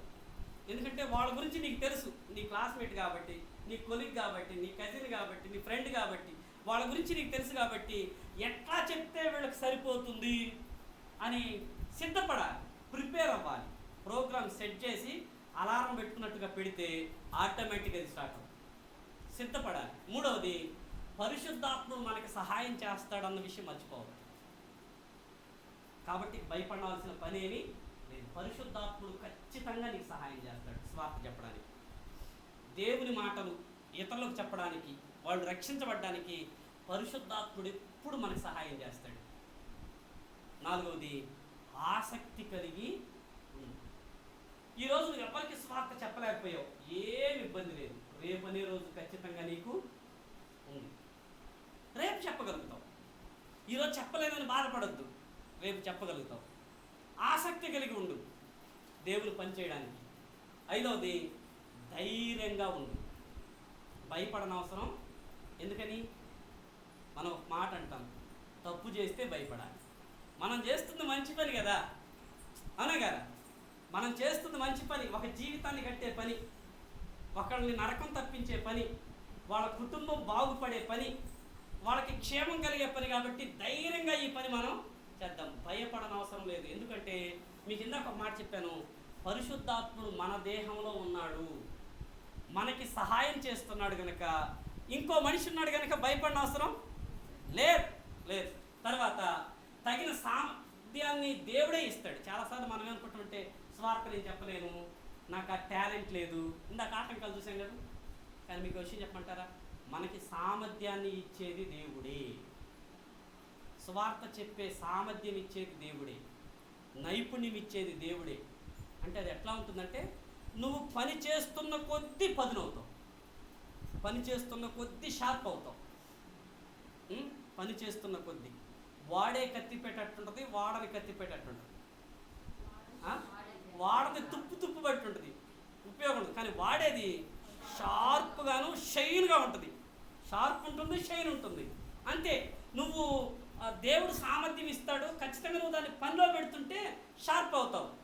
తర్వాత నువ్వు స్వార్థ చెప్పే వాళ్ళందరూ రక్షించబడకపోవచ్చు, నువ్వు నిరాశపడద్దు. వాళ్ళు రక్షించబడలేదనుకో, ఈరోజు కాకపోతే ఇంకో చోటన రక్షించబడతారనుకో. మీకు మాట చెప్పమంటారా? ఒక్కళ్ళే స్వార్థ చెప్పారు, వాళ్ళ మాటను బట్టే నేను రక్షించబడ్డాననే వాళ్ళు ప్రపంచంలో ఎవరు లేరు. ఒక వ్యక్తి రక్షించబడ్డాడంటే ఆ వ్యక్తికి ఖచ్చితంగా ఎంతోమంది స్వార్థ చెప్పుంటారు, ఎంతోమంది ద్వారా దేవుని మాటలు వినుంటారు, అతని కోసం ఎంతోమంది ప్రార్థన చేసి ఉంటారు, ఫలితం అక్కడ వచ్చింది అంతే. అర్థమవుతుందా? కాబట్టి నువ్వు చెప్పిన మాటలు ఈ రోజు కాకపోయినా ఏదో ఒక రోజు ఖచ్చితంగా అవి పని చేస్తాయి. అందుకే ధైర్యంగా ఉండాలి. తర్వాత ఇదే మనకి చివరి అవకాశమేమో, అంటే ఇదే నాకు లాస్ట్ ఛాన్స్ ఏమో, లేకపోతే అవతల వ్యక్తికి ఇదే చివరి అవకాశమేమో. తెలుసా, మొన్న కామ సూసైడ్ చేసుకున్నామని డిసైడ్ అయ్యి ఫోన్ చేసింది వేరే వాడికి. దేవుని మాటలు వింది, సూసైడ్ ఆపేసి. ఆ లాస్ట్ టైంలో వాడు సువార్త చెప్పకపోయి, దేవుని మాటలు చెప్పకపోయి ఉంటే ఆ ఊర్లో ఒక బర్రెల కార్యక్రమం జరిగేది. దేవుని మాటలు చెప్పడం వల్ల మరణించకుండా ఆగిపోయింది. సో కనుక వాళ్ళకి అదే చివరి అవకాశమేమో, లేకపోతే మనకి వాళ్ళు ఇంకోసారి కనపడరేమో. చాలాసార్లు బాధ అనిపించదా? మాకు ఆ అనుభవం చాలాసార్లు ఎదురైంది. చచ్చిపోతారు సడన్గా, అప్పుడు బాధ కలుగుతుంది చూడు, అరే వాళ్ళకి సువార్త చెప్పలేకపోయామని. అందుకే ఇప్పుడు అక్క నేను పని చేస్తున్నాను, నాన్న కదా అక్క ఎక్కువ చేస్తుంటాను. ఎవరికన్నా బాగలేదంటే ఇమీడియట్గా వాళ్ళ దగ్గరికి వెళ్ళి సువార్త పరిచయం చూసి, నేను వెళ్ళిన తర్వాత ఒక్క రోజుకి 2 రోజులు కూడా చచ్చిపోతాను. లాస్ట్ గాస్పల్ అనుకుంటాయి వాళ్ళకని. మరి రక్షించబడ్డారా వాళ్ళేదన్నది వాళ్ళకే తెలియాలని. అర్థమవుతుందా? చివరి అవకాశం ఏమో, అంటే లాస్ట్లో ఆ వ్యక్తి నరకం తప్పించుకునే అవకాశం అతనికి, సిలువ మీద దొంగలాగా. కనుక మనం ఈ విషయం కానీ మన మనసులో ఉంటే సువార్త చెప్పకుండా ఉండలేం. తర్వాత సరిదిద్దుకునే మనసు కలిగి ఉండు. అంటే కొన్నిసార్లు నీ లోపాలు నీకు కనపడతాయి, లేకపోతే నీ మైనస్లు నీకు అర్థమవుతాయి. అప్పుడు నువ్వు సరిదిద్దుకునే మనసుని కలిగి ఉండు. చివరిలో ఈ మాట, పని మనది, మనం కేవలం పనే చేయాలి, ఫలితం మాత్రం దేవుడే ఇస్తాడు. స్వార్థ చేయటమే. నువ్వు వాళ్ళు రక్షించబడ్డారా రక్షించబడలేదా మనకు అనవసరం. రక్షించబడినా రక్షించబడకపోయినా అది దేవుని పని. మన పని ఏమిటంటే కేవలం స్వార్థ చెప్పడమే. చెప్తూ వెళ్దాం. చెప్పాలి, వాళ్ళ కోసం ప్రార్థన చేయాలి. చెప్పాలి, వాళ్ళ కోసం ప్రార్థన చేయాలి. ఈరోజు కాకపోతే రేపటి రోజైనా వారు రక్షించబడతారు. మీకు తెలుసా, ఇది షేరింగ్ పరిచర్య. ఇది షేరింగ్ అన్నమాట. నేను రక్షించబడ్డాను అనుకోండి, నా కోసం ఎంతమంది ప్రార్థన చేశారో, ఎంతమంది స్వార్థ చెప్పారో, నా ప్రతిఫలం దేవుడు అందరికీ పంచుతాడనమాట. షేర్ చేస్తాడు అందరికీ, వాళ్ళ అకౌంట్లో పడుతుంది. అది వాళ్ళకి తెలియకపోవచ్చు. రేపు పరలోకానికి వెళ్ళినప్పుడు తెలుస్తుంది, ఆహా ఈ వ్యక్తి కూడా నేను దేవుని మాటలు చెప్పాను, ఆహా ఈ వ్యక్తి రక్షణలో నేను కూడా ఉన్నానా, మనకి ఆశ్చర్యం అనిపించుద్ది, మనమే నమ్మలేం. అందుకే ఒక ఆయన ఏమంటే పరలోకంలో ఆశ్చర్యాలు ఎక్కువ ఉంటాయంట. పరలోకంకి వెళ్ళిన తర్వాత వీడు కూడా పరలోకంకి వచ్చిండా అని మనం అనుకో, వీడికి నరకం కలపం అనుకుంటాం, షటన్ గడ కనిపిస్తుంది, వీడు వచ్చిందా, ఎంత వచ్చింది వీడు, అదేనా అంటే వీళ్ళు రక్షించబడి. నాకు నువ్వు దేవుని మాట చెప్పినావు, నేను చెప్పాను అది మర్చిపోయినావా, బస్సులోనా నువ్వు మర్చిపోయినట్టున్నావు, నువ్వే చెప్పింది నాకు, మనకు ఆశ్చర్యం. సో ఇట్లాంటి వండర్స్ పరలోకంలో చాలా ఉంటాయేమో, ఉంటాయా బైబిల్ ఆధారం ఉందని అడగబాకండి, ఏమో అయి ఉండొచ్చు. సో కనుక ఒక్కసారి ఊహించండి, ఎవరో ఇద్దరు వచ్చి నీకు ఆ మాట చెప్తే నువ్వు ఎట్లా ఫీల్ అవుతావు. కాబట్టి స్వార్థ పరిచర్య మనం అందుకే చేయాలి. సో ఆస్ట్రేలియా, సిడ్నీ, ఆస్ట్రేలియాలో సిడ్నీ మంచి సుందరమైన ప్రాంతం, విజిటర్స్ వచ్చేటువంటి పర్యాటక ప్రాంతం. ఒక సేవకుడు కొంచెం లైట్ పొట్ట బట్టతల వేసుకొని, ఒక వైట్ చొక్కా వేసుకొని, చిన్న సంచి తీసుకొని, కరపత్రికలు తీసుకొని సాయంత్రం బయలుదేరేవాడు. అక్కడికి వచ్చే చాలామందికి ఎక్స్క్యూజ్ మీ బ్రదర్, 2 నిమిషాలు మీ టైం నాకు ఇస్తారా అని చెప్పండి, ఆ 2-3 నిమిషాల్లో దాస్తా చెప్పాడు ఆయన. అట్లా ఎంతమందికి చెప్పాడో, ఎన్ని వందల మందికి చెప్పాడు లెక్కలేదు. అయితే ఒకసారి ఆయనకు ఆరోగ్యం బాగాలేదు, హాస్పిటల్ బెడ్ మీద ఉన్నాడు, భలే బాధపడుతున్నాడు ఆయన. ఏంటి ఆయన బాధ అంటే, నేను ఎంతోమందికి స్వార్థ చెప్పాను, ఒక్కడు కూడా రక్షించబడ్డా, ఒక్కడు కూడా నువ్వు స్వార్థ చెప్తే నేను రక్షించబడ్డానని అన్నోడు లేరు అంటే ఇంతకాలం నేను చేసిన పరిచర్య అంతా వేస్టేనా, ఒక్కడు కూడా రక్షించబడలేదని ఏడుస్తున్నాడట. ఇక నేను చచ్చిపోబోతున్నాను, స్వార్థ చెప్పలేను, ముసలితనం వచ్చేసింది, బెడ్కే పరిమితం అయిపోయాను అని ఏడుస్తూ, ఇక ఆ బాధలో ఎవరిని లోపలికి రాని ఇట్లా చెప్పేశాడట, నన్ను చూడటానికి ఎవరిని వస్తే పంపొద్దు, నాకు ఎవరిని చూడాలని మనసు లేదని కరాకడి చెప్పాడు. ఎవరొచ్చినా వెనక్కి వెళ్ళిపోతున్నాడు. నెక్స్ట్ డే అక్కడికి సిడ్నీలో ఒక పెద్ద మీటింగ్ జరుగుతుంటే వేరే దేశం నుండి ఒక స్పీకర్ వచ్చాడు. స్పీకర్ వచ్చి అక్కడ కన్వీనర్ని అడిగాడట, బ్రదర్ సిడ్నీలో ఎవరో లైట్ పొట్ట బట్టతల వైట్ షర్ట్ వేసుకుని పెద్ద ఆయన సంచి తగిలించుకొని వీధుల్లో గాస్పల్ చేస్తాడు, ఉన్నాడండి పలాని చోటండి పలాని ఏరియా, ఆయన కాస్త బాగలేదు, హాస్పిటల్లో ఉన్నాడు, అవునా నేను ఒకసారి ఆయన చూడాలి, కలిసి రావాలి, మీకు తెలుసు అంటే తెలియదు, విన్నాను, వెళ్ళి రావాలి అన్నాడట. ఆయన హాస్పిటల్ దగ్గరికి వచ్చి లోపలికి వెళ్తుంటే, సార్ ఎవరిని రానియొద్దని చెప్పాడు. లేదు పలాని దేశం నుంచి పలాని పాస్టర్ గారు వచ్చాడని చెప్పు, నేను ఆయన్ని కలిస్తేనే హాస్పిటల్ నుంచి పోతా, లేకపోతే పాలను కూర్చున్నాడట. 4-5 సార్లు నర్సు వచ్చి చెప్పడం, ఆయన వద్దనడం, చివరికి పలానా దేశం నుంచి వచ్చాడట, పోనంటున్నాడు సార్ అని చెప్తే, సరే రమ్మని చెప్పాడు. బాధతో కూర్చొని నేను పడుకొని ఉన్నాడు. ఆయన వచ్చి, ప్రెగ్నెంట్ సార్ బాగున్నారంటే, ఎవరు సార్ మీరు, సార్ నేను పలానా దేశం సార్, నాతో నీకేం పని, నన్ను మీరు ఎప్పుడు కలవలేదే సార్, మనం కలుసుకోలేదు కానీ మీ గురించి నేను చాలా విన్నాను సార్. ఈయనకి ఆశ్చర్యం, నా గురించి మీరు ఎట్టన్నారు, నేను ఎవరికి తెలియదుగా.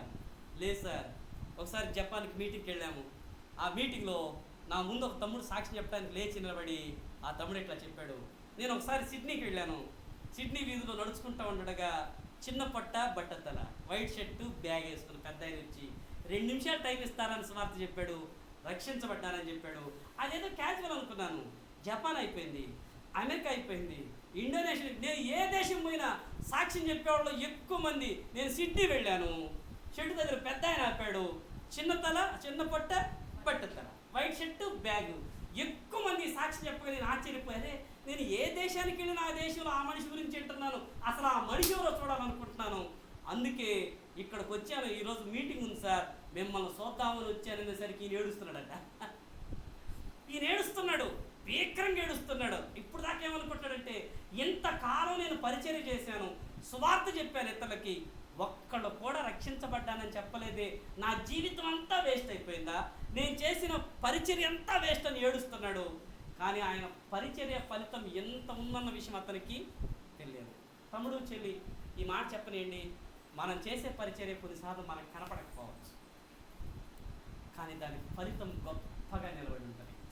అందుకే బైబిల్ ఏమని రాయబడిందో తెలుసా?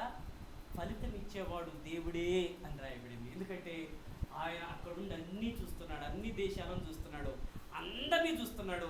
నువ్వు చేసే ప్రతి పని ఆయన చూస్తున్నాడు కనుక ఫలితం దేవునిదే అని తెలుసుకొని నమ్మకంగా మనం మన పరిచర్యని చేద్దాం. నమ్మకంగా, బహునమ్మకంగా మనం మన పరిచర్య చేస్తే అది మనకెంతో దీవెన అని గుర్తుపెట్టుకోండి. కనుక స్వార్థ పరిచర్య చేయవలసిన బాధ్యత మనందరి మీద ఉంది. ఇది తోసివేయొద్దు. ఖచ్చితంగా మనం ఈ పని చేద్దాం. హెన్రీ మార్టిన్ భారతదేశానికి మిషనరీగా వచ్చి ఆయన భారత గడ్డపై మోకాళ్ళు ముని ఈ విధంగా ప్రార్థన చేశాడు.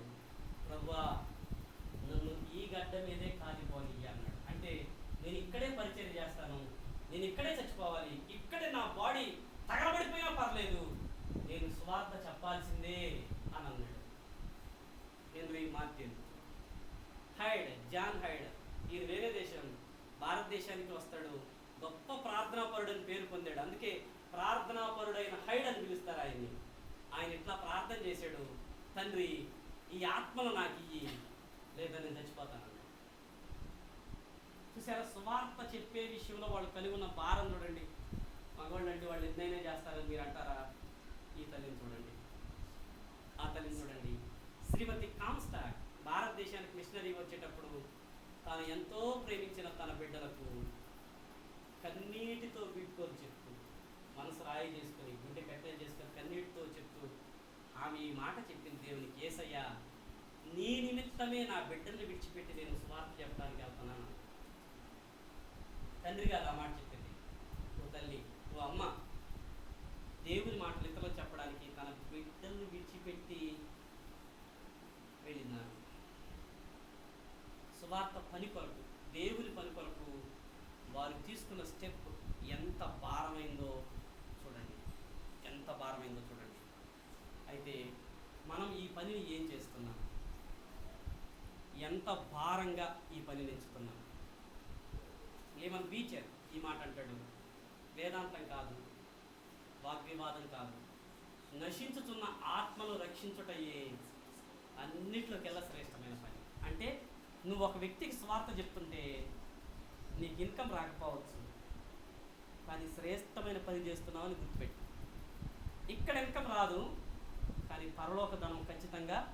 అందుకే ప్రభు చెప్పిన మాట, భూమి మీద మీ కొరకు ధనము కూర్చుకొనకూడి. ఇక్కడ కూర్చుకుంటే దొంగలు పడవచ్చు, చిమ్మెట పట్టవచ్చు, తుప్పు పట్టవచ్చు, వేస్ట్ అవ్వచ్చు. పరలోకంలో ధనము కూర్చుకొనండి అని ప్రభు చెప్పిన మాట ఇదే కదా. ప్రభు చెప్పిన మాట ఇదే కనుక సో ఇది మొదటి భాగం.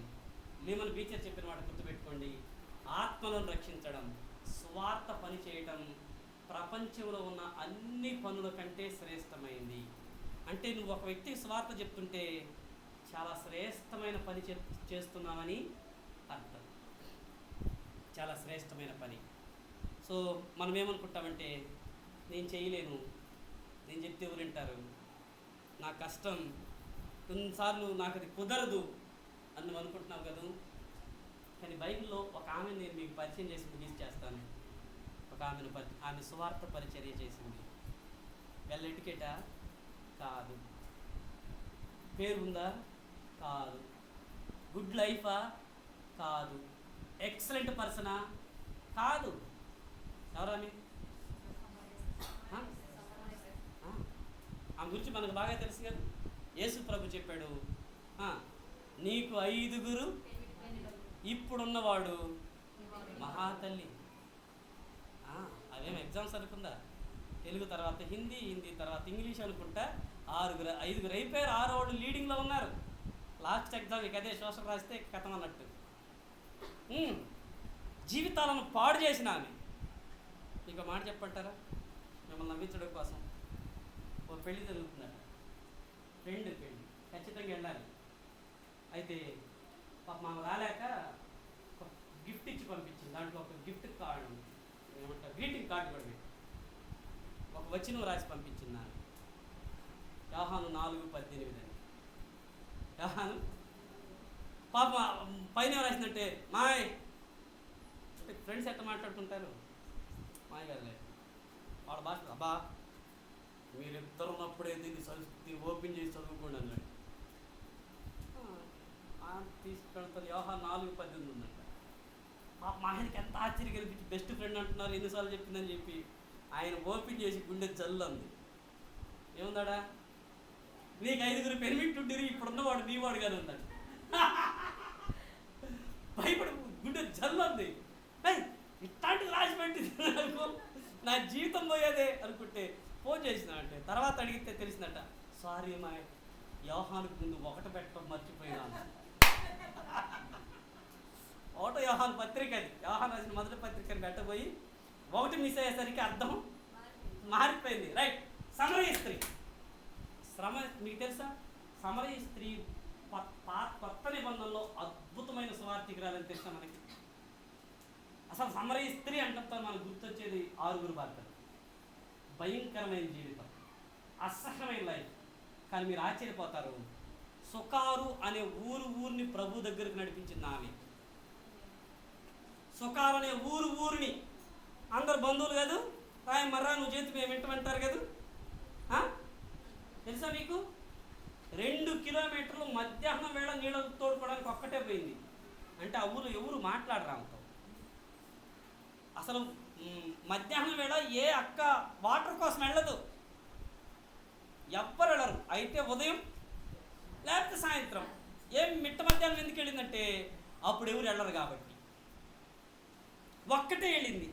అది పక్క బజారు కాదు, 2 కిలోమీటర్ల పైన నడిచి. ఎందుకంటే ఆమె జీవితం అంత భయంకరమైంది, అసహ్యమైంది. కానీ ఆమె సువార్త చెప్పింది. భయపడలేదు తెలుసా, ఆమె భయపడలేదు. సువార్త వెళ్ళి ఆమె చెప్పింది ఇదే, నేను చేసినవన్నీ నాతో చెప్పిన ఈయన చూడండి, ఈయన క్రీస్తు కాడా రండి. పిలిచింది, ఊరూరంతా కదిలొచ్చింది. వాళ్ళు చెప్తారు ఆ మాట, ఇక మీదట నువ్వు చెప్పిన మాటను బట్టి కాక అంటారు. అంటే ఫస్ట్ వాళ్ళు యేసు ప్రభువుని ఎవరి మాటను బట్టి నమ్మారు? సమరయ స్త్రీ మాటను బట్టే. ఇట్లా అంటే ఆమె చెప్తే మనం ఎవరు నమ్ముతారా? కానీ ఊరోళ్ళు నమ్మారు. ఎందుకంటే ఏదో మార్పు ఆమెలో కనబడింది వాళ్ళకి. ఆమె లైఫ్ స్టైల్. తర్వాత ఆమె యేసు ప్రభువు నమ్ముకొని ఎన్ని రోజులైంది, ఎన్ని ప్రసంగాలు ఉన్నది? ఆ రోజే నాకు తెలిసి 12 గంటలకు సువార్త ఉందామా, సాయంత్రానికి ఊరూరంతా తీసుకొచ్చింది. 2 రోజులు ఊరూరంతా రక్షించబడింది. Just 2 days. మనకి సిగ్గు రావాలి, మనం సిగ్గుపడాలి. నువ్వు రక్షించబడి ఎంతకాలం అయింది? ఎన్ని చర్చిలు మానుంటావు?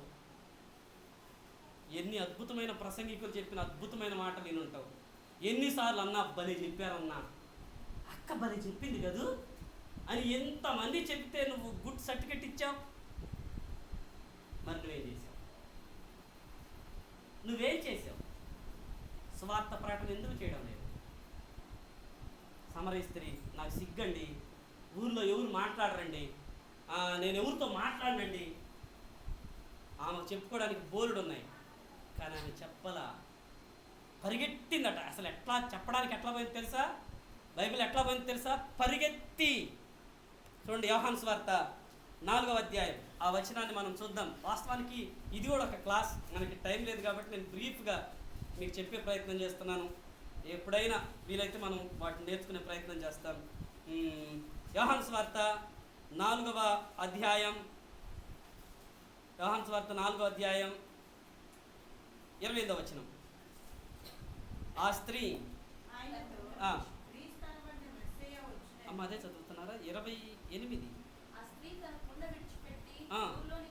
అది ఎట్లా వెళ్ళిందట? కొండతో వచ్చింది, కొండ విడిచిపెట్టి ఊర్లోకి వెళ్ళిపోయింది. 2 కిలోమీటర్ల పైన ఎండవేళ, చలిసిపోయిన పడుకోవాలా. అందరి ఆ టైంలో అందరు నాకు తెలిసి తలుపులు వేసుకుని ఉంటారు. కొట్టుంటది, బాబాయ్ బాబాయ్. ఎవరో? నేను. నువ్వెందుకు వచ్చినావు? అది కాదు బాబాయ్, ఒక్కసారి తలుపు తీ బాబాయ్, నేను చెప్పే మాటకి బాబాయ్. మాయ్ పోతావా. ఎంతమంది గది ఉంటారో అందరూ లేపింది. మధ్యాహ్నం వేళ అందరూ చెప్పింది. అసలు ఊరంతా ఆమె చెప్పిన మాట నమ్మి 2 కిలోమీటర్లు వచ్చారంటే ఆమె ఎంత స్ట్రాంగ్గా చెప్పుకుంటుంది ఆలోచించండి. మీకు అర్థమైందా? పక్క బజారు కాదు, వాళ్ళు వచ్చింది 2 కిలోమీటర్ల పైన నడిచి వచ్చారు. ఆమె చెప్పిన మాట ఇది. అట్లాంటి ఆమె చెప్పిన మాట విని 2 కిలోమీటర్లు వచ్చారంటే ఆమె ఎంత ఫోర్స్గా దేవుని సహాయంతో, ఎంత మార్పుతో. ఒకవేళ నేను ఇట్లా అనుకుంటున్నా, నువ్వు చెప్పిన మాట ఎట్లా నమ్మాలంటే, బాబాయ్ నా మాట నమ్ము బాబాయ్.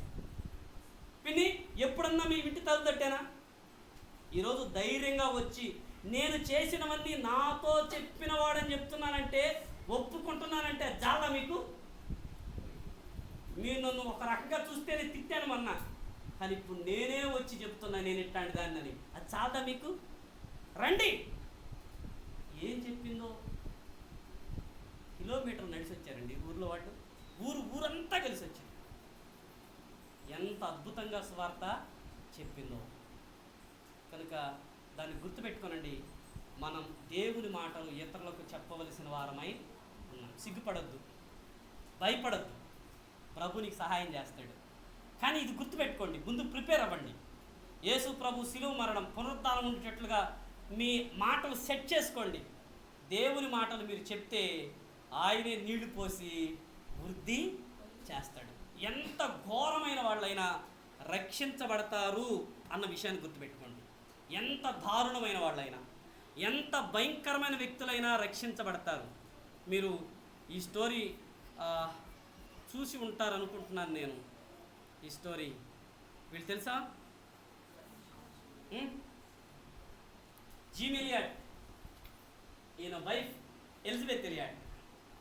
జీమ్ ఎలియాట్ ఆక్వా అనే ప్రజల మధ్యకి స్వార్థకు వెళ్తాడు.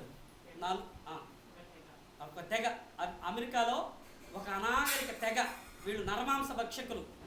వాళ్ళ దగ్గరికి స్వార్థకు వెళ్తారు. అయితే వాళ్ళు అక్కడికి వెళ్ళినటువంటి 5 మిషనరీని చంపి తినేస్తారు.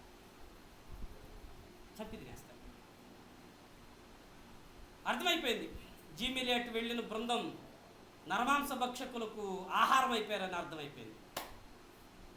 ఎలిజబెత్ అప్పుడు 6 నెలలు పాప కలిగినటువంటి తల్లి, బేబీ, 6 months బేబీ ఉంది ఆమె దగ్గర. నిజంగా ఎలిజబెత్ స్థానంలో ఉండేవాళ్ళు ఏం చేస్తారు చెప్పండి? ఏడుస్తాలి భయంకరంగా. అయ్యో ఏం జరిగిపోయింది, చిన్న వయసులో నాకు ఈ స్థితి ఏంటి, 6 నెలలు బిడ్డ, నా పరిస్థితి ఏంటంటే ఘోరంగా ఏడ్చేదే. కానీ ఆమె ఏడవలేదు. ఎలిజబెత్ ఎలియాట్ ఏం చేసిందో తెలుసా? ఏం చేసిందంటే, నా భర్త ఏ ప్రజల మధ్యకి వెళ్ళాడో తెలుసుకొని ఆమె కూడా ఆక్వా ప్రజల దగ్గరికి వెళ్ళింది. ఆమె కూడా ఒకళ్ళ సహాయం తీసుకొని ఆక్వా ప్రజల దగ్గరికి వెళ్ళి ఆమె సువార్త చెప్పడం ప్రారంభించింది. మీరు నమ్ముతారో నమ్మరో 4 సంవత్సరాలకు అక్కడ సంఘం ఏర్పడింది. దేవునికి స్తోత్రం కలిగిన కాక. ఆమె వెళ్ళిన 4 సంవత్సరాలకి అక్కడ సంఘం ఏర్పడింది. ఆ సంఘంలో ఒక ఆయన మొట్టమొదటి రక్షించబడి సేవకు వచ్చాడు. ఆయన పేరు మిన్కాయే అనే వ్యక్తి సేవకు వచ్చాడు, సేవకుడయ్యాడు. ఆమెకి స్వార్థ చెప్పింది ఎవరో తెలుసా? ఎలిజబెత్ ఎలియాటే. ప్రభులోకి తెచ్చింది ఎవరో తెలుసా? ఎలిజబెత్ ఎలియాటే. ఈయనకి సేవకుని అభిషేకం ఇచ్చింది ఎవరో తెలుసా? ఎలియాట్ కొడుకే సేవకుని అభిషేకం ఇచ్చింది. ఇంతకీ మిన్కాయ్ ఎవరో తెలుసా? జీమ్ ఎలియాట్ని చంపి తిన్న ఆయనే.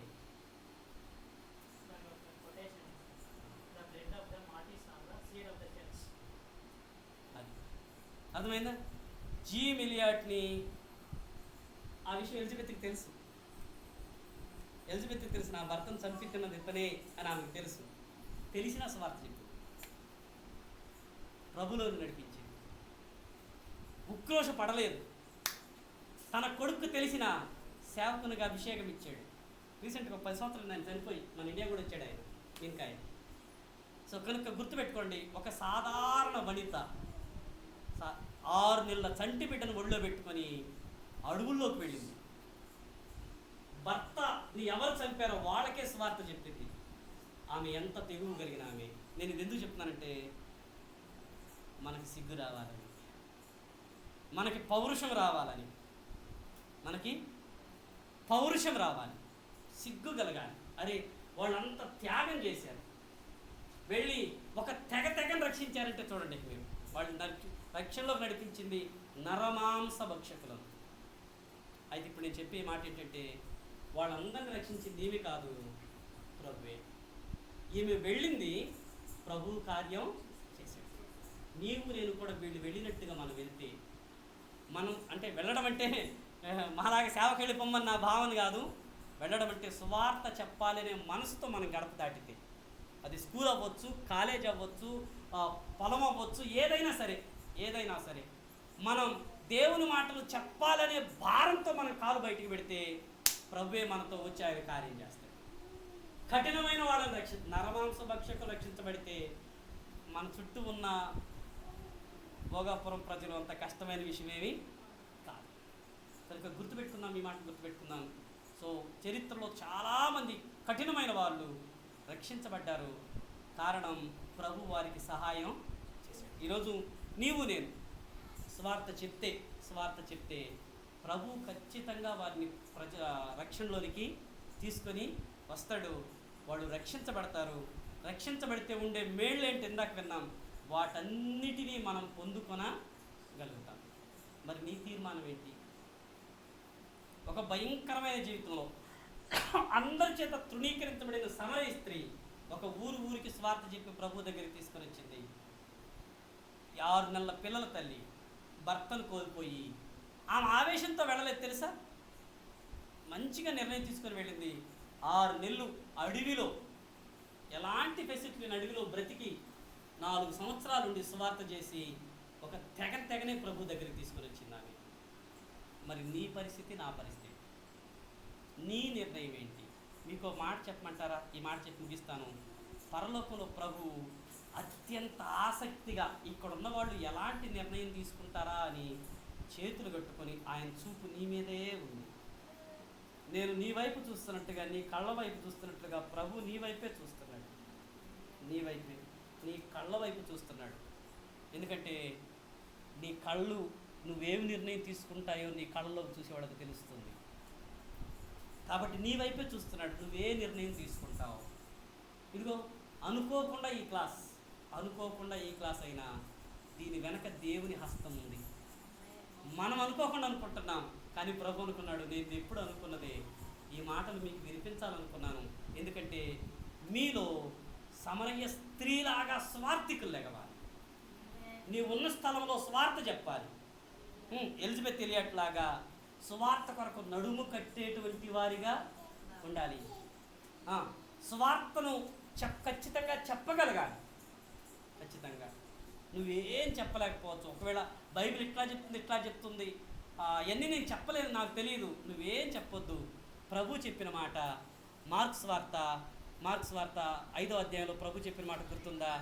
నువ్వు వెళ్ళి నేను నీకేం చేశాను అది అందరికీ చెప్పన్నాడు. చూశారు? దేవుని నుండి నువ్వేం మేలు పొందావు, దేవుని గురించి నువ్వేం తెలుసుకున్నావు, అది చెప్పు చాలు. అది చెప్పు, నీ సాక్ష్యమే చెప్పు. నీ వ్యక్తిగత సాక్ష్యం చెప్తున్నప్పుడు యేసు ప్రభు వారి శిలువ మరణ పునరుద్ధానాలు యాడ్ చేయి. లాస్ట్లో చెప్పి ప్రాణం పెట్టేంతగా నిన్ను ప్రేమించాడు యేసు ప్రభు. మరణాన్ని జయించి తిరిగి లేచాడు. ఆయన కంటే గొప్ప దేవుడు ఎవరున్నారు? ఆలోచించు. నేను నీ కొరకు ప్రార్థన చేస్తాను. నేను చిన్న మాట చెప్పి వచ్చేసి మిగతా విషయాన్ని దేవుడే చూసుకుంటాడు. అయితే నువ్వు చెప్పకుండా కేవలం వింటూ వెళ్తే అది నీకు ప్రమాదం, ప్రజలకి ప్రమాదం, పరిచర్యకు కూడా ప్రమాదం. తల వంచుదాం, ప్రార్థన చేసుకోండి. తల వంచి ప్రార్థన చేసుకుని ముగిద్దాం. ఈ మాట గుర్తుపెట్టుకునండి. దేవుడు నీ వైపే చూస్తున్నాడు. నీ హృదయాన్ని శతస్కోప్ పెట్టినట్లుగా నీ హృదయ ధ్వని వింటున్నాడు ఆయన. నువ్వే నిర్ణయం తీసుకుంటావు? ప్రజలు చాలామంది, నీకు తెలుసా, 1 సెకండ్కి 2 చచ్చిపోతున్నారండి ప్రపంచం అంతటా. 1 సెకండ్ గడియారంలోని ముళ్ళు అట్లా అనేలోపు 2 చచ్చిపోతున్నారు. అయ్యో, సెకండ్కే 2 అయితే నిమిషానికి, గంటకి, 24 గంటలు, రోజుకి ఎంతమంది చచ్చిపోతున్నారో. అయితే ఆ చచ్చిపోయేవాళ్ళు కొన్నిసార్లు మన బంధువులు ఉన్నారు, మన స్నేహితులు ఉన్నారు, మన పొరుగు వాళ్ళు ఉన్నారు, మన టీచర్స్ ఉన్నారు, మన స్టూడెంట్స్ ఉన్నారు, మన కొలీగ్స్ ఉన్నారు, మన పరిచయస్తులు ఉన్నారు. మరి వాళ్ళు రక్షించబడ్డారా? ఒకవేళ వాళ్ళు రక్షించబడకుండా చాలామంది ఉన్నారు. చాలామంది ప్రభు చెప్పాడు, చాలామంది ఉన్నారు, నశించిపోతున్నారు. రక్షించబడిన వ్యక్తిగా నీ బాధ్యత ఏంటి? దేవుని తెలుసుకున్న వ్యక్తిగా నీ బాధ్యత ఏంటి? ప్రభు అంటున్నాడు, నేను నిన్ను రక్షించాను, మరి నీ బాధ్యత ఏంటో నీకు తెలియచేశాను, మరి నీ నిర్ణయం ఏంటి? ఇంకా సాకులు చెప్తూ ఉంటావా? ఇప్పుడు కాదులే అనుకుంటావా? నాకు రాదు అనుకుంటావా? ఈ మాట చెప్పమంటారా? నీకు అది చేత కాకపోతే ఈ రాత్రి వేళ ప్రభు నిన్ను ఇక్కడికి తీసుకొని రాడు, తెలుసా? నీకు ఈ మాటలు చెప్పడు, నీకు ఈ మాటలు చెప్పడు. నీకు వచ్చు, నువ్వు చెయ్యగలవు. యు కెన్, నువ్వుకి సాధ్యం ఇది, నువ్వు చేయగలవు, నువ్వు చేయగలవు. ఒక చిన్న మాట నీ సాక్ష్యంలో నుండే చెప్పు. ప్రభువుని అడుగు, ప్రభువా నేను ఈరోజు ఎవరికి స్వార్థ చెప్పాలో, వాళ్ళకి ఏ మాటలు చెప్పాలో నాకు ఆలోచన ఇవ్వండి, నన్ను నడిపించండి ప్రభువా అని ప్రార్థన చేయి. ఒకవేళ నేను ఎలా స్వార్థ చెప్పాలి, అక్కోళ్ళను అన్నోళ్ళను అడుగు. నేర్చుకున్నాను. దేవుని పరిచేద్దాం, దేవుణ్ణి సంతోషపెడదాం. దేవుని వైపు చూసి దేవునికి ఈ మాట ఇవ్వగలవా? ప్రభువా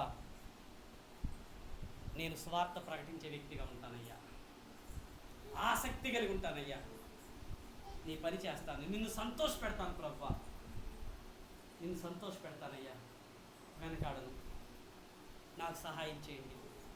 ప్రభు అంటున్నాడు, నా కుమారుడా, నా కుమార్తె, నేను నీకు సహాయం చేస్తున్నాను, నీ కుడి చేతిని పట్టుకుంటున్నాను, భయపడద్దు, ధైర్యంగా ఉండు, నేను నీకు సహాయం చేస్తానని ప్రభు అంటున్నాడు.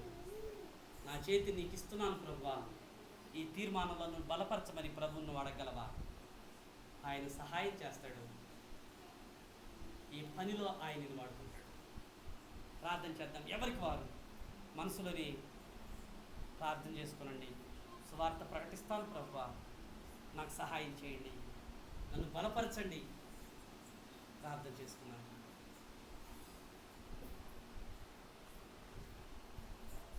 ప్రేమ కలిగిన మంచి తండ్రి, మీ కృతజ్ఞతలు, స్తోత్రాలు ప్రభువా. ఈ రాత్రి వేళ మీరు వినిపించిన ఈ మాటల కొరకు మీకు వందనాలు చెల్లిస్తున్నాం. స్వార్థీకరణ, కొన్ని విషయాలు మీరు నేర్చుకోవడానికి సహాయం చేశారు. సర్వలోకం కొరకు ప్రభువే ప్రాణం పెట్టాడంటే ఈ పని ఎంత గొప్పదో. నేను రక్షించబడ్డానంటే ఎవరో నాకు స్వార్థ చెప్పబట్టే.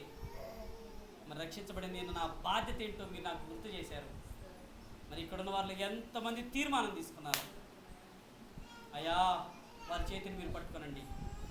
సువార్త ప్రకటించడానికి కావాల్సిన సామర్థ్యం, నేర్పు, వాక్శక్తి మీ బిడ్డలకు అనుగ్రహించండి. సువార్త ప్రకటించేవారిగా అయ్యా, సేనాదేయాలు పెట్టినవాడు వెంటనే వెళ్ళి ఎట్లా ప్రకటన చేశాడు, సమరయ స్త్రీ ఎట్లా సువార్త ప్రకటన చేసిందో, జిమ్ ఎలియట్ భార్య ఎలిజబెత్ ఎలియట్ 6 నెలల పసికందును ఒళ్ళో పెట్టుకుని ఎలా సువార్త పరిచయం చేసిందో, మేము కూడా స్వార్థ పరిచయంలో పాల్పొంపులు పొందడం కృప దయచేయండి. మిమ్మల్ని సంతోషపెట్టే వారి గురించి సాయం చేయండి. గొప్ప మార్పు మా జీవితాల్లో, ప్రజల జీవితాల్లో కలిగినట్లుగా సహాయం చేయమని, ఈ కూడికను బ్లెస్ చేయమని, దీవెనకరమైన ఫలాలు ఇవ్వమని యేసు ప్రభువారి పేరిట ప్రార్థించి స్తుతిస్తున్నాం తండ్రి. ఆమేన్. Thank you. అందరికి వందనాలు.